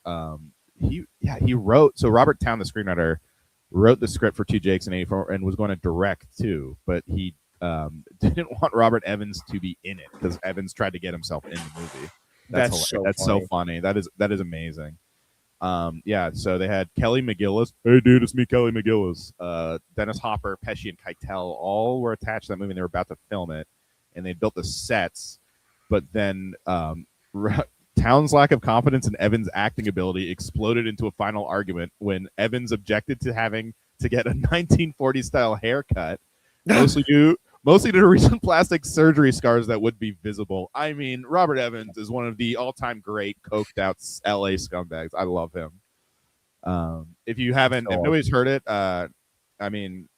or read it, or there's actually a good documentary called "The Kid Stays in the Picture" that is just all about his life. And I heard about it through Patton Oswalt back in the day from his bit, or about Robert Evans. Oh yeah, it's a crazy book. Yeah. He made a very funny recommendation that the audiobook is very much worth listening to, and he was right. It's very funny to hear him narrate himself. Okay, Man Trouble. No, I have not even heard of this one. I have not. Wait. I'm sorry. We keep skipping over because we also Ironweed. We didn't do Prizzy's Honor, which was the '80s, I think. Oh, Prizzy's Honor. It's him and Angelica Houston. Okay. Sorry, my bad. These are the ones I haven't seen or remember. So okay. So Prizzy's Honor might even be C tier, and it's crazy because I thought this movie was going to be awesome. It's a John Huston. It's one of the last movies John Huston directed, I think. Yeah, Jack Nicholson is like a hitman who falls in love with like a mobster's daughter. I think it's like the movie is about like a romance happening amidst like a bunch of like mob like double crosses. Okay, and I was so in on the premise. And the movie is just not great. Looks like and the premise looks like Mr. and Mrs. Smith. Yeah, no, it's more like it's not really because it's a lot more like it's a lot more about like the inner workings of like the mob and mob culture and mob customs, which should be like awesome, but it's just kind of like boring. And it's not and it's supposed to be a comedy too, and it's not that funny. But I heard about this one. Yeah. I had heard. I mean, this is not adding anything, but I heard similar things where it's like this happens. I feel like this is a lot of Nicholson shit around this era, where it's all sounds amazing on paper, but the execution just does not work. Yeah, it's weird. It's one of those movies where you watch it and you're like, there's so much potential here for a good movie, and it's just not coming together. That's such a bummer because it's like they don't make these kinds of movies at all anymore. What is kind of cool about Nicholson or these Nicholson movies is you said this was John Huston's last movie. It is interesting to me how much connection Nicholson had to the previous generation of Hollywood. Like it seemed like he worked and got the blessing of all the big guns, and he kept working with them and kind of helping out their, you know, it was like a fun little transition thing, you know. It was like a little bit like Jordan and Kobe a little bit, you know. Yeah. You know, just like kind of slowly, like he took the torch from all these like old dudes rock filmmakers, I guess. Okay, totally. Ironweed, Dalton. You want to talk about Ironweed? I've never seen it. Never seen it either. I just got the Wikipedia pulled up here of his filmography. I thought you were a big fan of the Nicholson Streep films. No, I haven't seen heard of it. Yeah, I haven't either. But Heartburn and Ironweed are back-to-back films. Wait, yeah, with Nicholson and Meryl Streep. One of them was by Mike Nichols. Heartburn was. Looked like it was a another Mike Nichols movie. Yeah. Oh, and Nora Ephron. Interesting. I wonder if that's any good. But yeah, I guess it's mostly it was also the film debut of Natasha Lyonne and Kevin Spacey. So interesting. Wow. Ooh, two equal criminals. Don't forget Nora Ephron, also a criminal in my opinion. Okay, so Dalton, any more commentary on Ironweed? There's just no way Natasha Lyonne talks like that all the time. She's lying. She doesn't talk like that. Okay, next we have everyone's favorite movie, John Goodman. Now, this is an interesting one. I waffle because I think overall, I don't think it's a great movie, but the Nicholson scenes, specifically in the courtroom, are really fucking good. A few good scenes. Yeah, was that your joke? I called a few good scenes. That's exactly right. So I'm gonna split the difference because it's like those scenes are S, but most of the movie is C. Yeah, so I think these scenes are great, but the movie. Also, what about that disappearing tie? That's like one of the first like fun facts you learn about movies. Your dad's like, "Watch, Jack Nicholson's tie disappears." You can't handle my menswear. I mean, it is fun that goofs like that show up in like the finished product of any movie, considering like how much money a movie costs and like what goes into the production of a movie. Mm-hmm. That there would be that lack of oversight in any major motion picture. Right. It's crazy. Yeah. Like it's crazy. Like, dude, that even Jack Nicholson didn't notice that he wasn't wearing a tie. You know what I mean? It's like when you're wearing a tie. Especially when you hear stories about certain directors being so meticulous. That you like Kubrick, right? You get it. You think like, oh, that must be like how movies are made, but it's like, can you imagine? No, some of these guys are sloppy. So you watch Can you imagine Tarantino? Movie. That would never happen on a Tarantino set. He would spurg the fuck out. Yeah.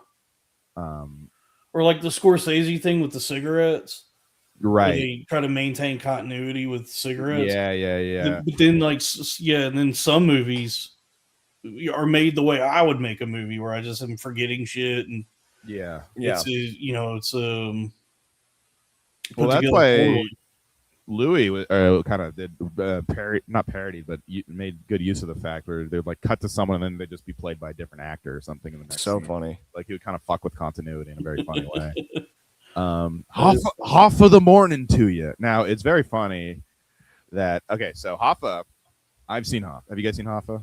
No, I actually have it. Not all of it. It's directed by Danny DeVito, and I'm realizing in this list, Nicholson did a lot of movies directed by actors. Yeah, that's kind of interesting, and like, and not actor directors, just like actors trying to do something. I guess DeVito was like a real director. Hoffa is very disappointing, I would say, because it should be great. It's the same guy that The Irishman's about, and it's like DeVito and Nicholson. Mob crime. I would maybe put it in. It's a decent cable movie. I would say it's a very in the background movie, but because it just doesn't live up to how good it should be, I'm putting it in C. Yeah, I agree.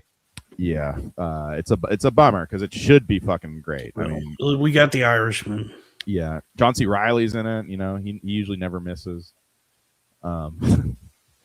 Especially Sherlock and Holmes, or was that movie Holmes and Watson? Sherlock and Holmes. All right, now we got the one we've all been here to talk about. Wolf. Dude, I was saying coming to Tubi April 1st. Be on Tubi in a couple days. I was saying to Dalton, like Wolf. If you were explaining Wolf to somebody, they'd be like, "Yeah, okay, that sounds like a B movie." Yeah. And then you're like, "Oh, and by the way, it's directed by Mike Nichols and stars Jack Nicholson." They'd be like, so "What the bizarre." Fuck? It's bizarre. It's such a weird movie. There are times where it's almost like the Shaggy Dog, like when he goes to work and he has like dog powers. And he's like, he can like, he's smelling like when women are on their period, and like he pisses on James Spader's leg to mark his territory. It was a spiritual prequel to the Santa Claus. It's much like the Santa Claus. Much like the Santa Claus. It's been a long time. I have seen it. I watched it years and years ago, and what stood out to me, like what I remember from it, is it's not like a werewolf movie in the way like an American Werewolf in London is, or anything which is a great movie. Like there's this conflict and it's scary and he's violent. It's more like Teen Wolf, where he gets wolf powers. Teen Wolf makes him hot. Yeah, and he gets like really horny, and he starts hitting himself on the head with a mallet. Yeah. Well, the funniest thing is like when you have the James Spader wolf, when James Spader turns, and then they fight.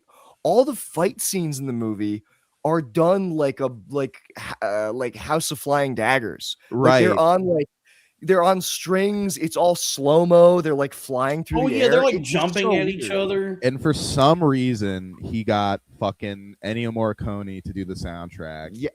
Or the score. And Giuseppe Rotano, who was also like another Rick Dalton filmmaker guy, to do the cinematography. So he basically recruited like a slapdash crew of the guys from the Sergio Leone guys, Jack Nicholson, fucking Fraser's brother, what's his name? Yeah, David Pierce.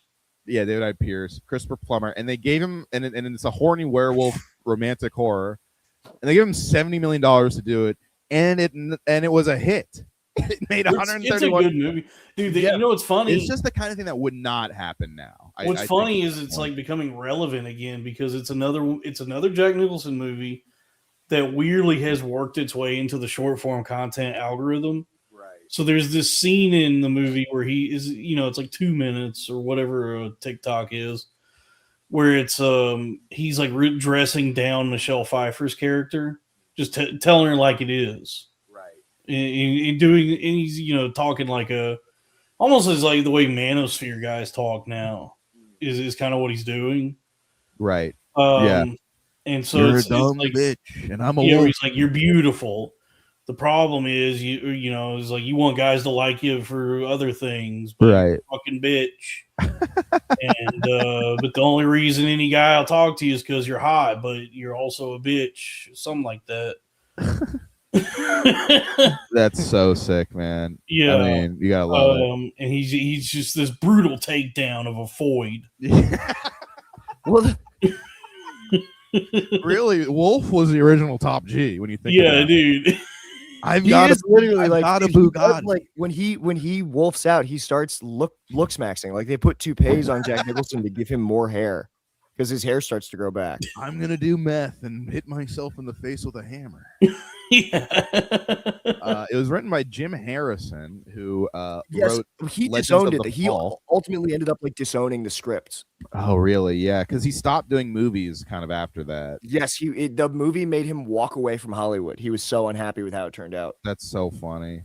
Yeah, I mean, it is just great that Wolf was written by a guy who won the Mark Twain Award. I really do enjoy that. It's a good. And also, the only reason they got Jack Nicholson is because like Jack Nicholson was he was at a stage in his life where he was interested in playing a werewolf. Like it was like this weird serendipitous thing. He called his agent and said, "Get me a werewolf. Give me something with a wolf. I don't care what it is. I want to howl." It was also written by the guy who wrote Cape Fear. He has a weird screenwriting filmography. This is probably just some studio. Oh my god! Under his personal life section, all it says is this guy's name is Wesley Strick. Under personal life, all it says is Strick is Jewish. Yeah, this guy just looks like kind of a studio guy who just kind of like helped Harrison. Like, it's a good movie together. It's good. It's weird, but it's good. Because he also wrote, he did Cape Fear and then did a pass on Batman Returns, and he did the Doom movie and the Nightmare on Elm Street movie from 2010. So this guy's like, no, he's just a studio guy, I think. Yeah. But the cast is crazy. You got Pfeiffer, Spader, Jenkins, Plummer. I mean, Nicholson attracted all the top old man guys who've been old forever ass actors. Yeah. So where are we putting Wolf? We putting in Dude. I think it's B. Yeah. Wolf. All right, I'm checking that out on TV tomorrow, right? 2 days. April 1st. It's April for 2 days. Nice, dude. Because I was trying to watch it, but it was there was nowhere to watch it. Yeah, I would have had to buy Wolf. I was like, I'm not gonna. Yeah, buy it's it. not on any of the streaming things. Yeah. Okay, so next is The Crossing Guard, which I have not seen either. I haven't seen The Crossing Guard. Written, hear it's directed, really good, but I and haven't seen produced by Sean Penn. Bomb, box office bomb. It's an indie movie. Yeah, it looks like a fucking. It's about a guy who's been tormented by his daughter's death in a car accident, and he tries to get revenge on the guy who killed her, I guess. Miramax, so another Weinstein joint. Yeah, once again, he did all these fucking mid movie. I haven't seen it, but he's done a bunch of mid movie. Another one where he's like, yeah, I guess he just likes doing movies by other actors, or other actors really like to use him. I was at a place in my career where I wanted to be raped by Harvey Weinstein. I said, Sean, I don't know if you can direct. He said, I beat Madonna up. I said, I'm in.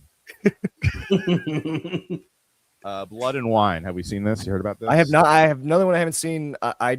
Is it bad? I feel like I've heard it's bad. It's another Bob Rafelson. Oh, that's the last Bob Rafelson movie. It's got J-Lo and Michael Caine in it. Incredibly 1997 cast. Incredibly 1997. Yeah. So yeah, it's the guy. He did 5 Easy Pieces and Marvin Garnets, and apparently it's he said it's the final part of his unofficial trilogy with Nicholson. So maybe it's good. Oh, interesting. It only made $1 million at the box office. That's I've crazy. I've heard it was a bomb. Yeah, coming right off of Wolf's 140 million. Like, that is actually crazy. Only $1 million, and it didn't get bad reviews. It has a 63% on Rotten Tomatoes. And Ebert seemed to like it, and Ebert's probably the best film critic, right? Like, at least I think so. People say Pauline Kael. Yeah, he gave it 3.5 stars. Oh, okay, maybe I'll check it out. Yeah, it looked kind of interesting to me, but maybe he had the woke mind virus. But I mean, yeah, it looks like fun. It looks like both posters are extremely fucking 90s. That they did. All right, so another one we haven't seen. We'll put it in the pile. And then we've got sorry, my computer's like we got Mars Attacks.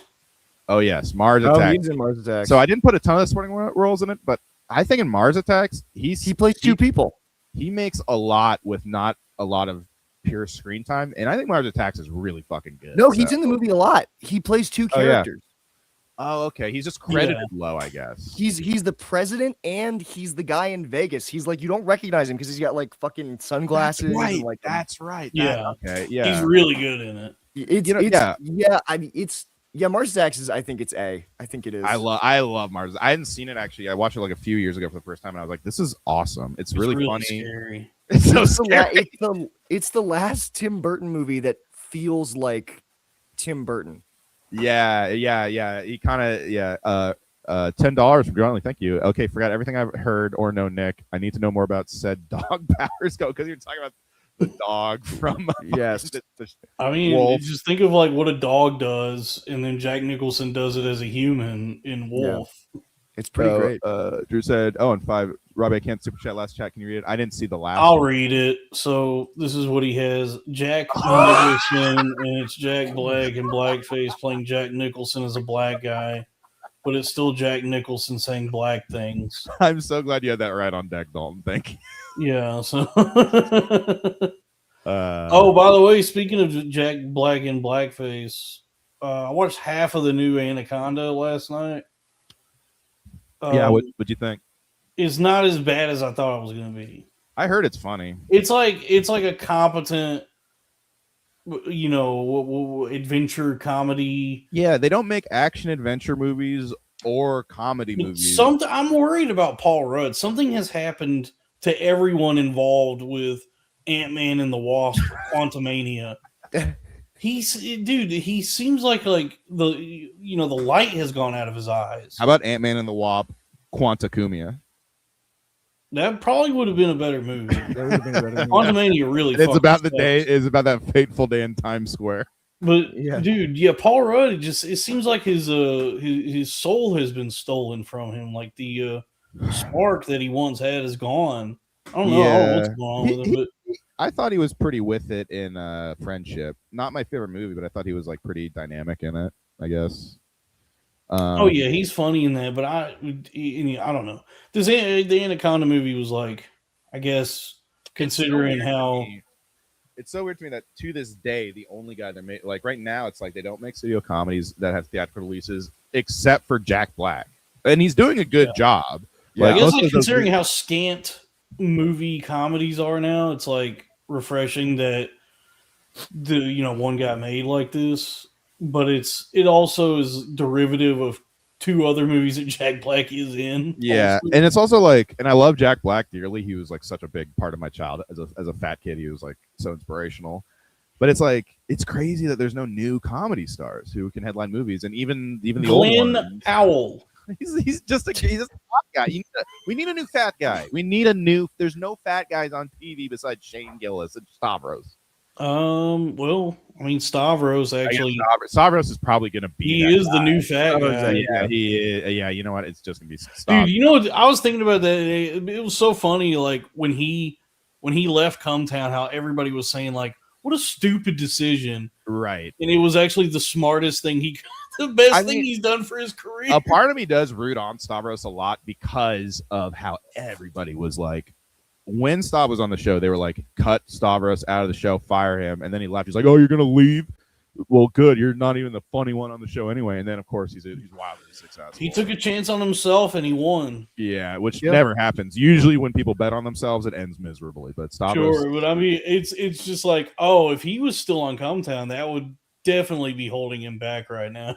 Yeah, well, yeah, honestly. It is interesting because we were, us three were like first, not to be like this, but it's like, it's funny because we were kind of early adopters of both of those shows just because had passing familiarity with those guys. We had one of the best Cumtown knockoff podcasts. Yeah.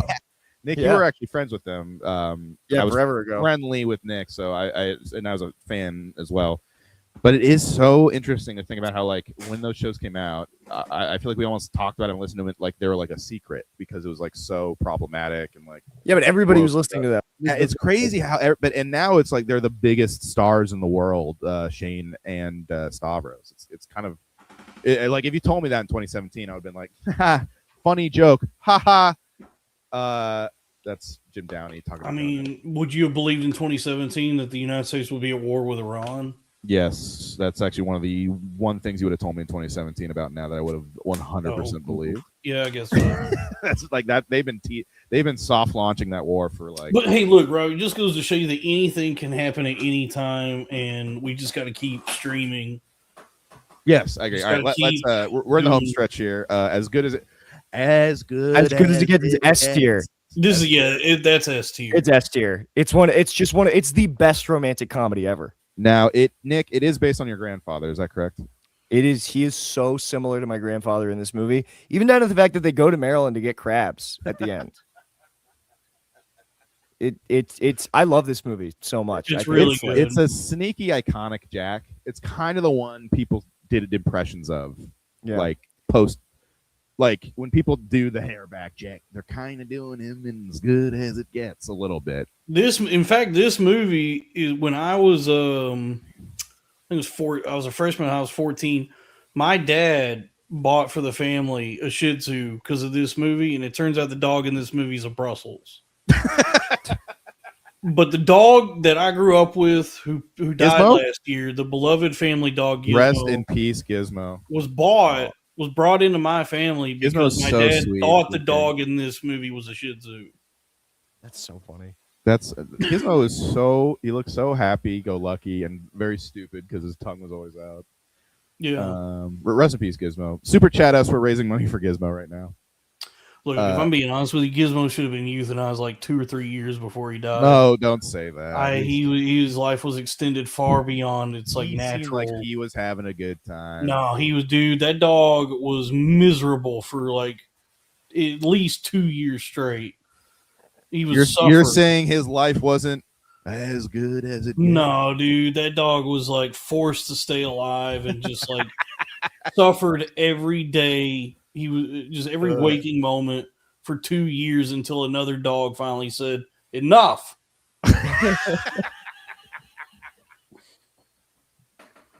Okay, so next up, we've got The Pledge with Nick. Turned me on to, and I watched. I really enjoyed it. I love The Pledge. I think The Pledge is A tier. Yeah, I agree. There are things about it. It's a Sean Penn directed movie. It feels very. I forgot it wasn't because I really did think Paul Schrader wrote it, but I guess he didn't. Yeah, it feels very Paul Schrader. It's like it's a movie that's almost like the end of the movie. The end of the movie is like so dark and so strange, and it's this. You're not even like the movie is saying something very complicated because like this hunch that Jack Nicholson has that's driving him to do this thing that's like he's become obsessed with finding the killer of this cold case, or they think that they closed the case, but he doesn't think they actually got the right guy. And so he's so obsessed with like finding this killer that he starts to like endanger the daughter of this woman that he's seeing. And then the end of the movie is such a mind fuck because you're like, oh my God, was he right? But his life is like destroyed. It's just such a It's about at the end of the day, it's about obsession and how even if you are right, it's kind of Zodiac-y in thematically, where it's like it almost doesn't matter if you're right or not. This obsession is going to undo you. And yes, totally. And Mickey Rourke is in the movie for 20 seconds, which I love because it's once again Sean Penn once again like Sean trying to help him out. Truly, once again, the bastards of film just keep coming together around Jack Nicholson. But yeah, you recommended it to me, and I agree with your assessment or your pitch to me that it's like one of his most underrated. I would like nobody talks about The Pledge, but it's very good. It's a great performance from him too because it's another movie where he's like not he's not the cool guy. He's like he's somebody who like failed and he is still a really good detective, but like you watch him like totally unravel. Right. Which, you know. Who among us? Who among us isn't a talented, unsuccessful person that's constantly unraveling? Music by Hans Zimmer, and we got Aaron Eckhart's in it. So technically, it's the first time we've seen the Joker and Two-Face in the same room until The Dark Knight. Oh, so true. And Del Toro's in it. Del Toro was great in One Battle After Another. Yeah, in this movie, you know what's funny? He is one of the weak threads in this movie because he is not very good at playing a retarded person. Oh my God, I forgot that's what he played. He played like it's a really silly performance. He's not in the movie that much. Yeah. The same year as Geely came out, which also has a retarded performance that completely ruins it. I mean, there was more problems with Geely, but this was around the time. Maybe just post Gump. This is why Tropic Thunder did the full retard speech. Is because something just came across my desk. I think a lot of people might have already seen this already. You guys, I just saw this. Ron Bennington has cancer. Oh shit! Oh, that's sad. Okay. Anyway, damn. Get well soon, Ron. I hope you pull through. From what I've heard from everybody, he's like the nicest guy, coolest guy. He told Kumia to snap out of it, and Kumia said, "I'm still hilarious," which is one of the greatest on-air moments I've ever seen. You used to be the funniest guy in the room. I'm still hilarious. But yeah, wow, that sucks. Yeah, it sucks. Yeah, Fez just died of too, so that's a bummer. All right, about Schmidt. I haven't. I've heard this is great. I haven't seen it. I still have never seen it. I know you get to see Kathy Bates' titties. I saw it, but I was like pretty 13. Cool. That poster haunted my dreams when I was like 13 years old. Though. Dude, that was a big movie. Like in my memory, a DVD cover I saw a lot at Blockbuster. It was at Best Buy constantly. And I also is that Alexander Payne? Yes, it's Alexander Payne, and it was a relatively big hit. $30 million budget, $100 million box office. I think they must have done a huge fucking Oscar push for it because I did see the fucking poster everywhere. Yeah. It's about Schmidt. What else do you need to know? That's the Yeah, this was like a. Oh, you know what? It's also probably because we were young and we were like, oh, Schmidt sounds like shit. No, this was a mainstay of like DVD covers I'd see a Blockbuster. Yeah. You just think, well, I'm never watching that. New Line Cinema really had a moment.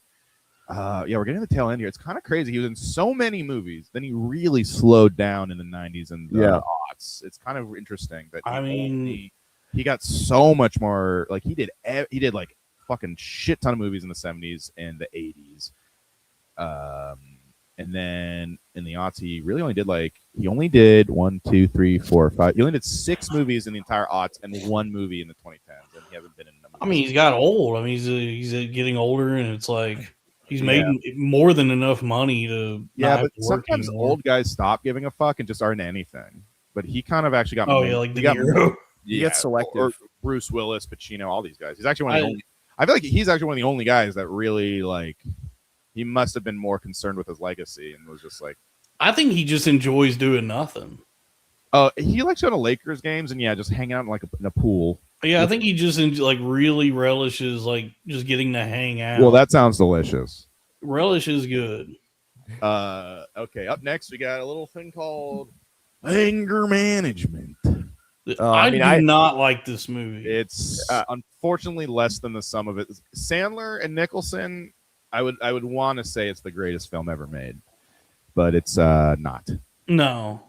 But I enjoy it. It's a fun little when you're 12. I like the show with Charlie Sheen. Yeah, I like the Charlie Sheen sitcom better. That's a movie. I think a lot about the I Feel Pretty scene though. So, it is funny though because it's like the trailer. When I was 12, I was like, this is going to be the greatest movie ever. They make it look really funny, but it's a slam dunk. It's like, Sandler's a normal guy. And who's there at anger management? Jack. It's like, how is that not going to be the best movie I've ever seen is what I thought when I was younger. I mean, Luis Guzman is fun in it. And Jack is funny in it. It's just not a very good movie. But there are some very fun moments, such as... hold on. I feel charming, oh so charming. It's alarming how charming I feel. Move your ass, dipshit! And so pretty that I hardly can believe I'm real. La la la la la la la la la. Burn in hell! See that pretty girl in the mirror there. What mirror where? Who could that attractive girl be? Wow, better here than in Tommy. There, I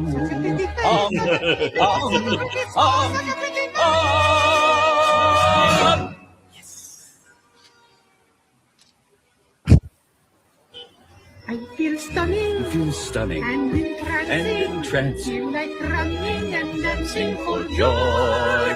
For I love my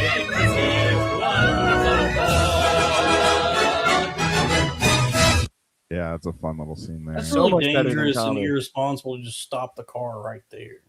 That's the point. Is Nicholson? Yeah, is like Cinema Sins. He is Cinema Sins. They well, stopped well, the car. Nicholson turns out to be kind of a sadistic jerk that's actually not very good at containing his anger. That's kind of the twist of the film. I think that was what ultimately I didn't like that when I was a kid. I was like, man, they made Nicholson way too mean. Yeah, I thought the movie was like really. What I haven't seen it since I was a kid, but I just remember it feeling like really mean spirited. Like I might give it another shot. It was Sort of, it's weird. Like, it's funny that he and Rip Torn were up for the same role because he does remind me of Rip Torn's dodgeball character in Anger Management. Like, he even kind of looks like him and Torn kind of became the same guy near the end. Yeah, it is true. If you can dodge a wrench, you can dodge a ball. Dodgeball, awesome. I love Rip Torn. Me too. Larry Sanders. It's like that was like those three guys. It's the fact that Torn was the best of those three, and Larry Sanders is like that. That's very impressive. Dude, I'm so sad that my life isn't Larry Sanders.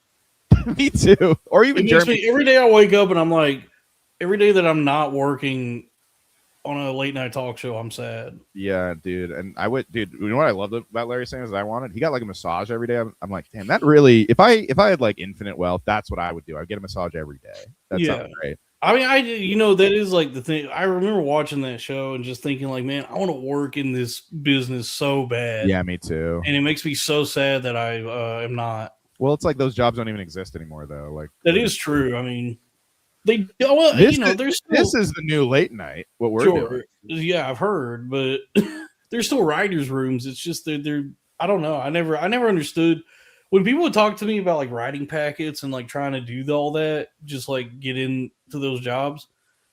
It sounded like a nightmare. It sounded like very painful and something that like you would work really hard at for nothing. Right. Like you'd stress yourself and all that. Whereas like, yeah, I can do this. I can do the streaming and also make money. I will say, I think it depended on the show. I interned at briefly at the Daily Show and Colbert, and the Daily Show seemed they worked really hard. Colbert, they seemed to have a lot more fun. I get what this guy's trying to do with his he's trying to insult me by saying he says Dalton's life is Colonel Sanders. I mean, one of the great American successes, Colonel Sanders. Come on, yeah. Guy who started with nothing. Keep snacking. Keep snacking. Understood. How is Colonel Sanders spelled like that but pronounced like that? Is it a Chinese word? This reminds me of the all-time great Nick DiPaolo joke from A Breath of Fresh Air. It's a good question. When he was like, "Yeah, Bernie's having trouble getting the black vote. He should consider Bernie should consider changing his first name to Colonel." That's good. That's good. That was in a breath of fresh air. That's really good.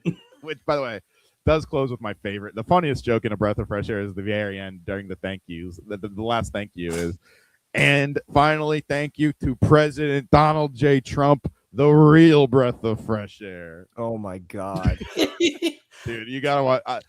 A Breath of Fresh Air is fascinating because you can tell he still has chops, but what he's saying is just so insane. What's funny is how many comedians since then became that. True. Yeah. I wonder if he would even stand out. That's a great point. Anyway, like if you look at the election cycle for 2024, right? True. Schultz, Theo Vaughn, Joe Rogan, like all these comics who like started to buddy up with Trump. Yeah, started like endorse him. Mm-hmm. They all just like Nick DiPaolo had to be looking at it like, what the fuck? Right.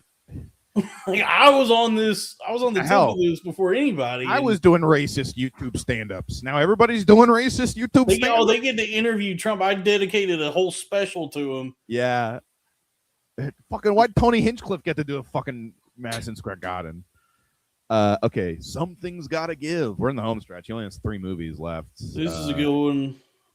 Or I'm trying to. I mean, I remember it being good. I haven't seen it forever. I forget if it's good or not. Because you see Diane Keaton's pussy in a PG-13 movie. But she's like 65, but she does full frontal nudity. Is there she's 65? Is there above an S? So you think greater than S?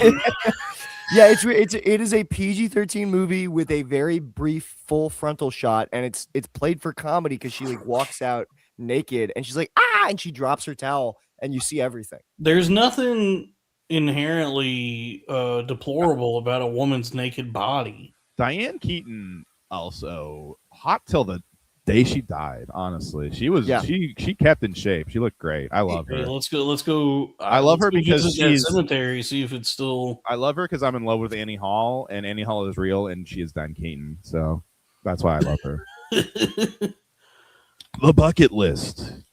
S tier. Yeah, you guys are out of your mind. I'm actually. This is another movie I've only seen in short form content out. In I actually the bucket list. Oh shit, that's the best for last. Actually, the bucket list I actually think is one that is better in retrospect because it was part of Nicholson's kind of like. I didn't know this at the time, but it was kind of part of his like.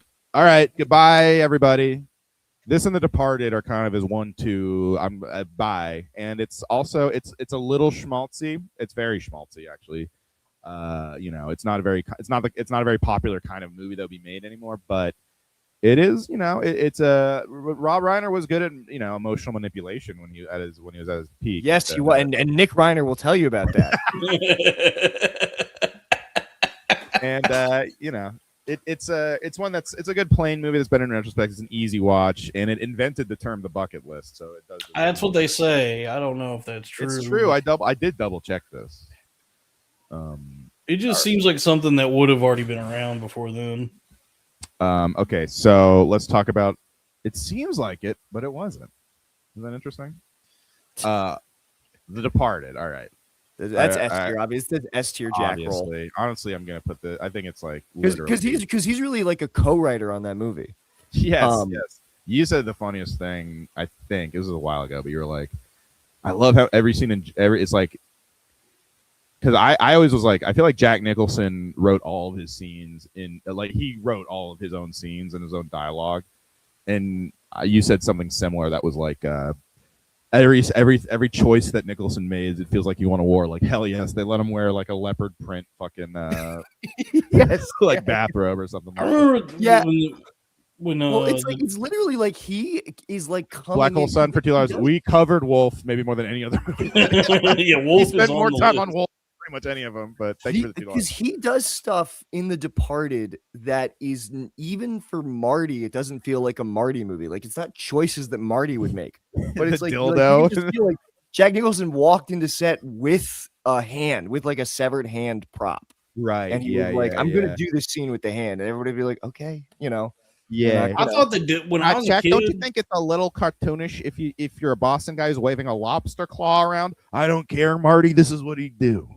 I want to wave a lobster. What the hell are we doing in Boston if I can't wave a lobster? When the Departed came out, I see a rat. Like it is like Jack Nicholson has an almost like Carrot Top level amount of props in that movie. he's constantly pulling out like dildos and guns. No ticky, no laundry. It's actually That's so crazy. It's so crazy. That's one of his last movies because it's one of his best and biggest performances. It is a lot like it's a little like Jordan winning a ring right before retiring. It is like, what? But you have so much more. What the fuck? It's over.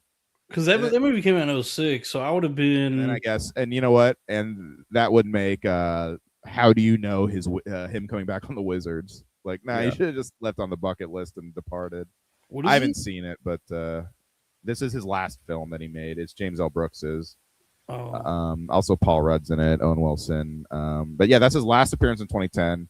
But I really do think it feels like his big fireworks display ending was The Departed.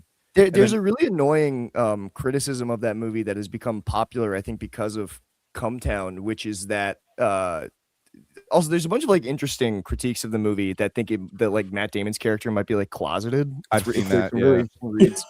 But because everybody makes fun of the line that Jack Nicholson says about like black chappies and like there's like this racial thing in the monologue, and they're like, and there's no black people in the movie.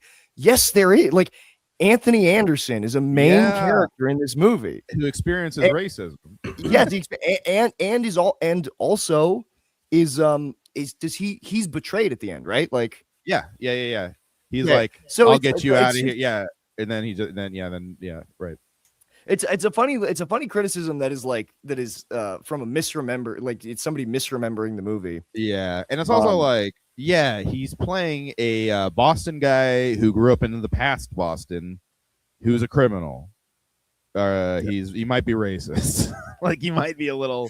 Oh yeah. Like I'm sorry, you don't depict Boston accurately if not even a single N-bomb is thrown. Dude, that's Boston. I'm sorry. Because The Departed came out in 2006, so I was 13, you know? And I remember watching it at that time in the scene in the porno theater when he whips that cock out. Yeah. I didn't know that was a dildo. I just thought that was like actually Jack Nicholson's penis. And it haunted me because I just was like, is like other guys' penis that big? Like, do I have the world's smallest penis? I also felt like I had a small penis when I was in high school. Yeah, and I still feel that way. I still wonder. And women tell me I still do have one, but I don't believe it. No, I'm kidding. They like it. I've heard they might be being nice to spare my feelings. But I guess what else about fucking? I had another thing to say about Departed. You also had another great Nickism about The Departed is how you just don't respect the Irish mob. The Irish Mob is nothing to me. I agree. They don't even take off. It literally is like, take off the basketball jersey. You're in the mob.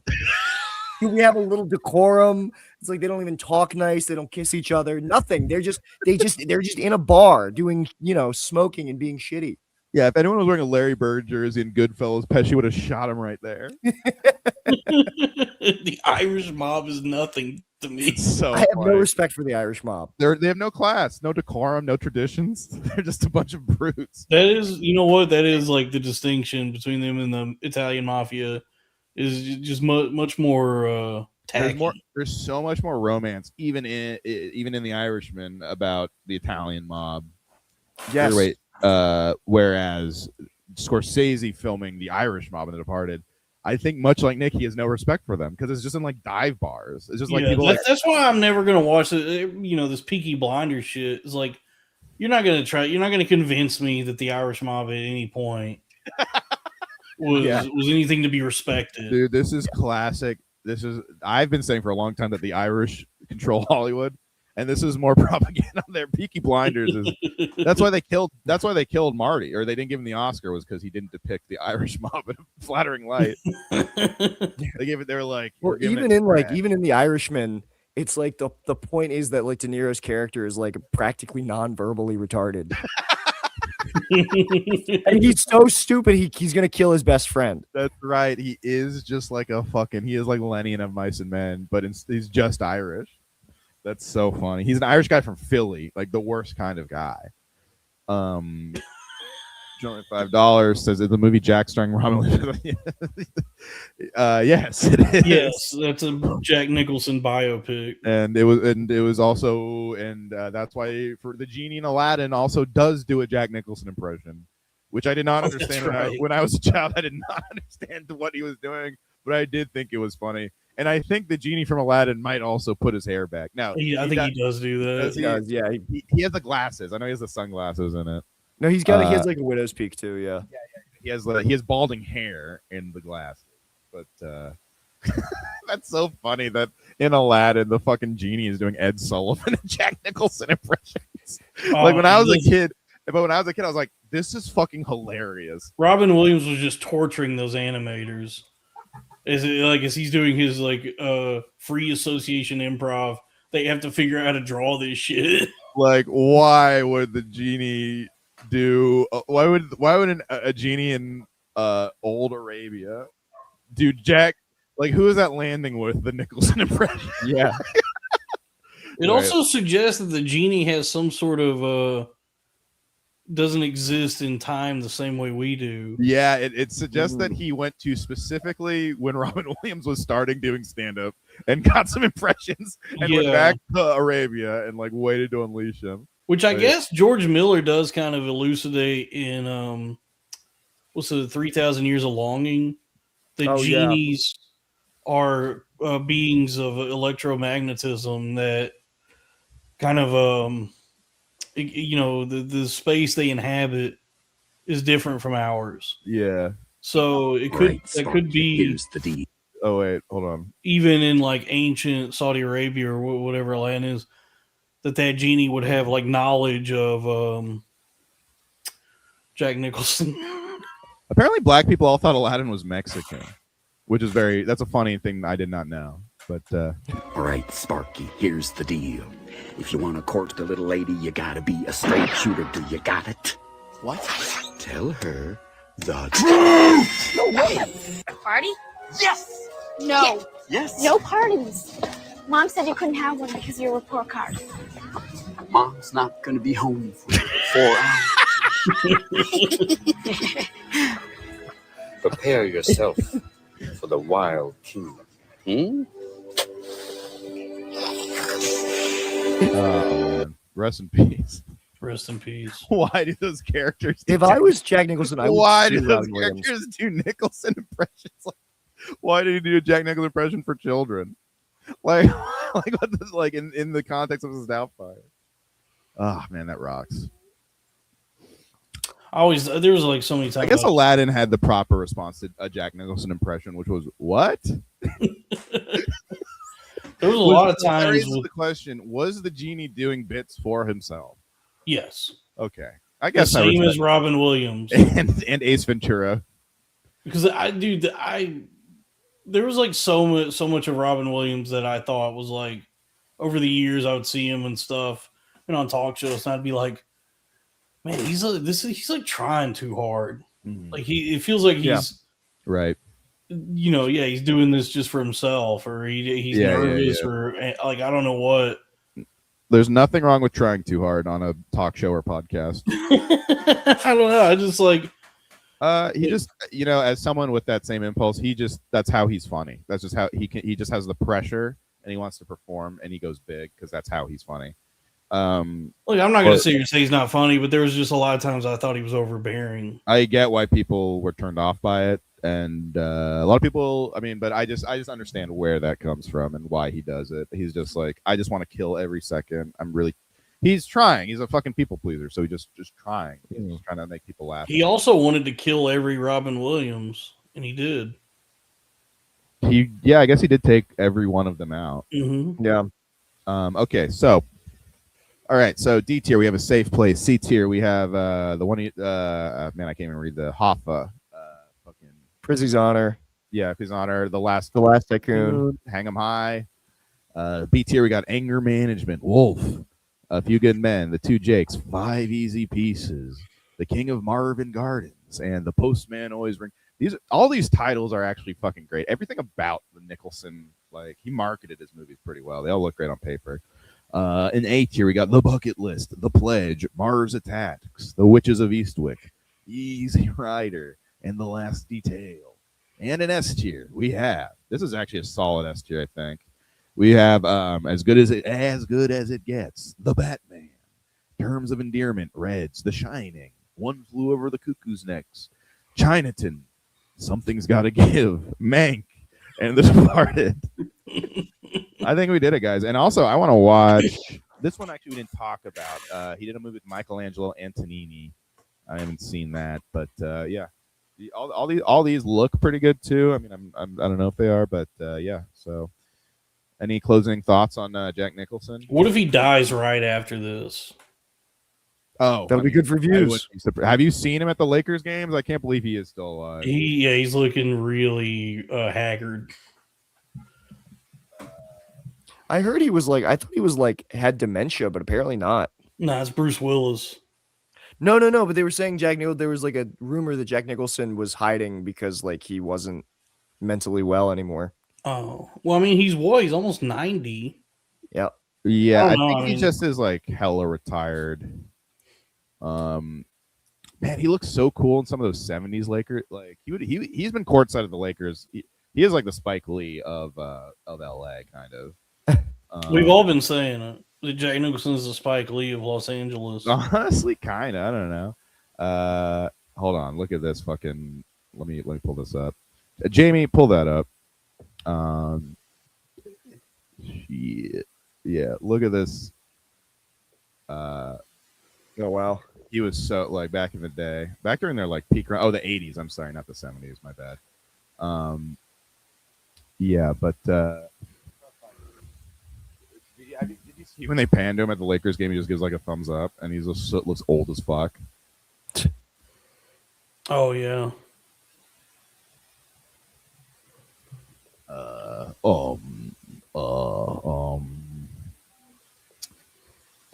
Dalton, do you have any updates on your beef with Jake Flores? I didn't know I still had beef with him. I mean, because I just talked to Sarah yesterday for her. I don't know what it is. She does like a thing on Instagram Live that she's calling a podcast, but it's on Instagram. So check, folks, if you follow Sarah Summerlin at FOMO Machine on Instagram, you can watch the podcast we did yesterday. But she mentioned this because she talked to Jake, because she talked to him for her thing before that. And she mentioned that I had beef with him. And I'm like, I haven't paid attention to him or done like commented on anything he's posted or communicated with him in a long, long time. So I just kind of stopped thinking about the guy. I think he's doing good. By the way, I never really like damn it, dude. I've never been upset with him or had the same beef with him that like a lot of other people do because I just recognize him as like an unwell person, just like a mentally ill guy. Mm-hmm. And so like I know not to I don't know. I mean, there were times I would comment on things he would post, but I tried to always keep it in a place of respect, Right, and understanding, rather than like the vitriol that people approach him with. Because like he just strikes me as somebody who's like not well. yeah. I've been there. Oh, did something happen? Yeah, I don't know. I mean, it's just I think, and it's also like there's a lot of the like Gas Digital fans. Mm-hmm. I think like take it personally. What do you mean? There's just Jake's whole deal and the shit he says. And like the beef that he has with Lewis. Right. There's like a lot of Louis J. Gomez super fans who themselves take it personally that Jake doesn't like Lewis. Mm-hmm. I guess because their whole lives is podcasts, is listening to podcasts. Yeah. And it's like it brings the community together to like rally around just a common enemy. Like that's like even when I still like I just made a tweet making fun of Seth Simons and it got like a lot of likes and I was like, why is this getting so many? Like, a part of me was like, oh man, like why does this get so many likes? But I look at him, I look at that guy from afar and I go, I hope he gets it together. I hope like this guy's pushing 40 and he's not doing good. And I hope he can find a way to be happy and live a full, meaningful, fulfilling life. But probably not. He probably won't. Because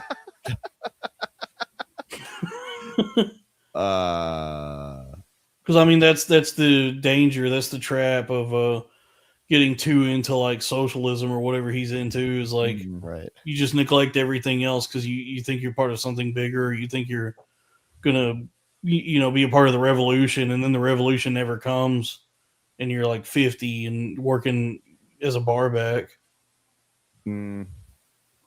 Yeah, I mean, look, I think it's even less the politics of it. It's just more so like the untreated mental illness about him, Sure. No, the last thing, the worst thing he could have done is like move to LA to continue pursuing his dreams. I look at that guy and I'm like, you need to go back home and like be with your family and settle down, like reorient yourself, and then figure out what you want to do. Right. You need to get out of like whatever fucking rat race you're in because it's clearly not good for you. It's like deteriorating your mind and soul. Right. Yeah. Look, I barely know the guy. He was. What sucks is, I mean, we talked about Jacob. Man, this video's been fucking straight up scrubbed from the internet. I can't find it, but you've seen the meme, I'm sure. Because what was funny about it was the Lakers did this big like Jack return. It was his first time back in a while. It was in 2023. He was like hadn't been to a game in a while, whereas he used to be at every single game. And they did this big supercut of all of his movies, like The Shining, all of his classics, and they cut to him, and he gives the funniest thumbs up I've ever like. This was the thumbs up he gave. I remember those, yeah. Cool. All right. Okay, so I guess we can wind it down there. $2 from Drew Huntley. That's like my movie idea. Dalton, pull it up. What is it, Jake? I think it was that one. Yeah. Okay, Nick. Thank you for hanging in there for so long. Dalton, thank you for seeing for so long too. Do you have anything to plug, Nick? If you live in Chicago and you're listening to this, I will be at the Den Theater on Saturday the 11th, featuring on both the 9:30 and on the 7:30 and the 9:30 show. Come out to that, and then I'm going to be at Red Room Comedy Club the day before opening for Nick Viagas. That's on April 10th. Yeah, so Nick, those are you're becoming a hell of a stand-up. Yeah, I'm doing a lot of stand-up. And then I don't know. I keep plugging this thing, and I filmed this 10-minute like film set special for All Hands on Deck, which is shot at the port in Baltimore.